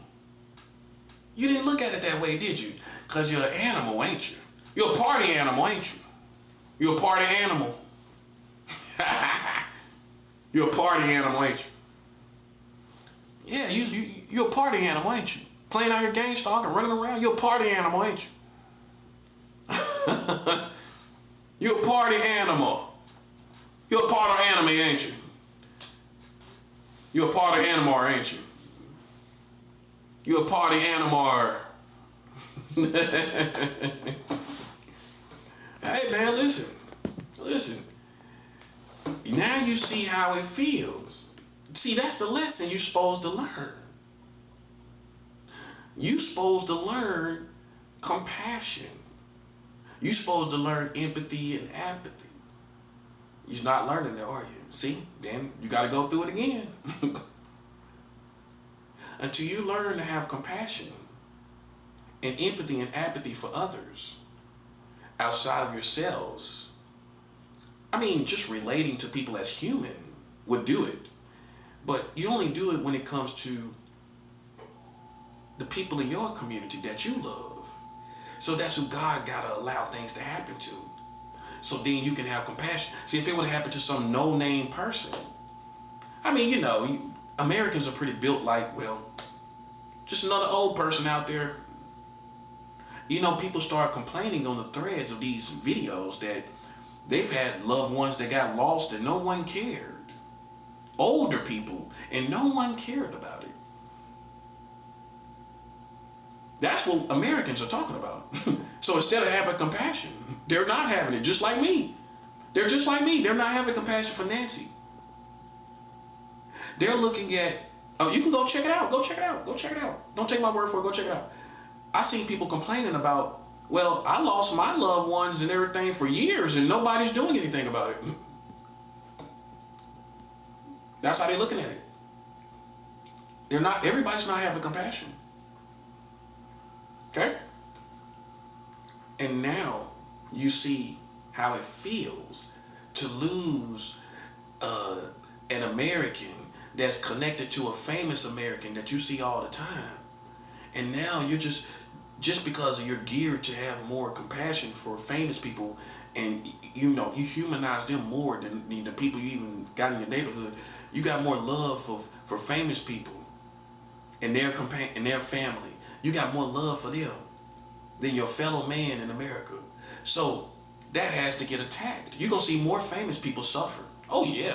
Well, death is in the air, buddy. It's just a matter of time before it catches up to the Americans, to the famous people.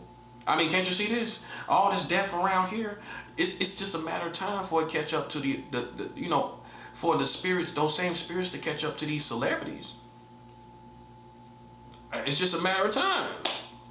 And that's when it's all going to fall apart like a house of cards. Because once the celebrities fall off, that's going to destroy the morale of the Americans.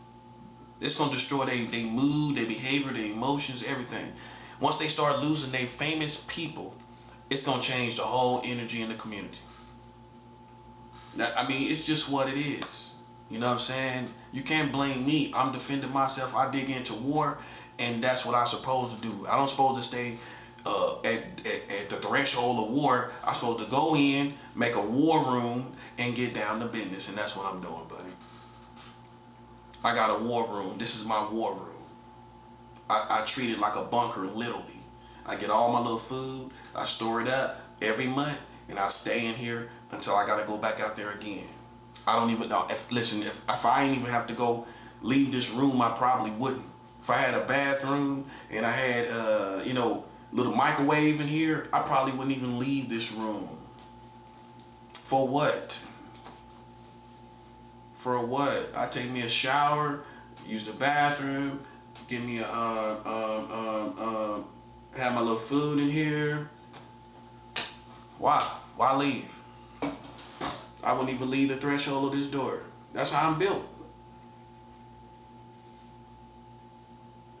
You know, it's just, it came to this, man. So now you learn compassion by losing your loved ones. The celebrities, the whole celebrity realm is gonna be it's gonna go through hell. Get ready to lose all these type of people that you love, that you smiled in their face and they smiled in your face. Get ready to lose all of that. Get ready to lose all of that, buddy.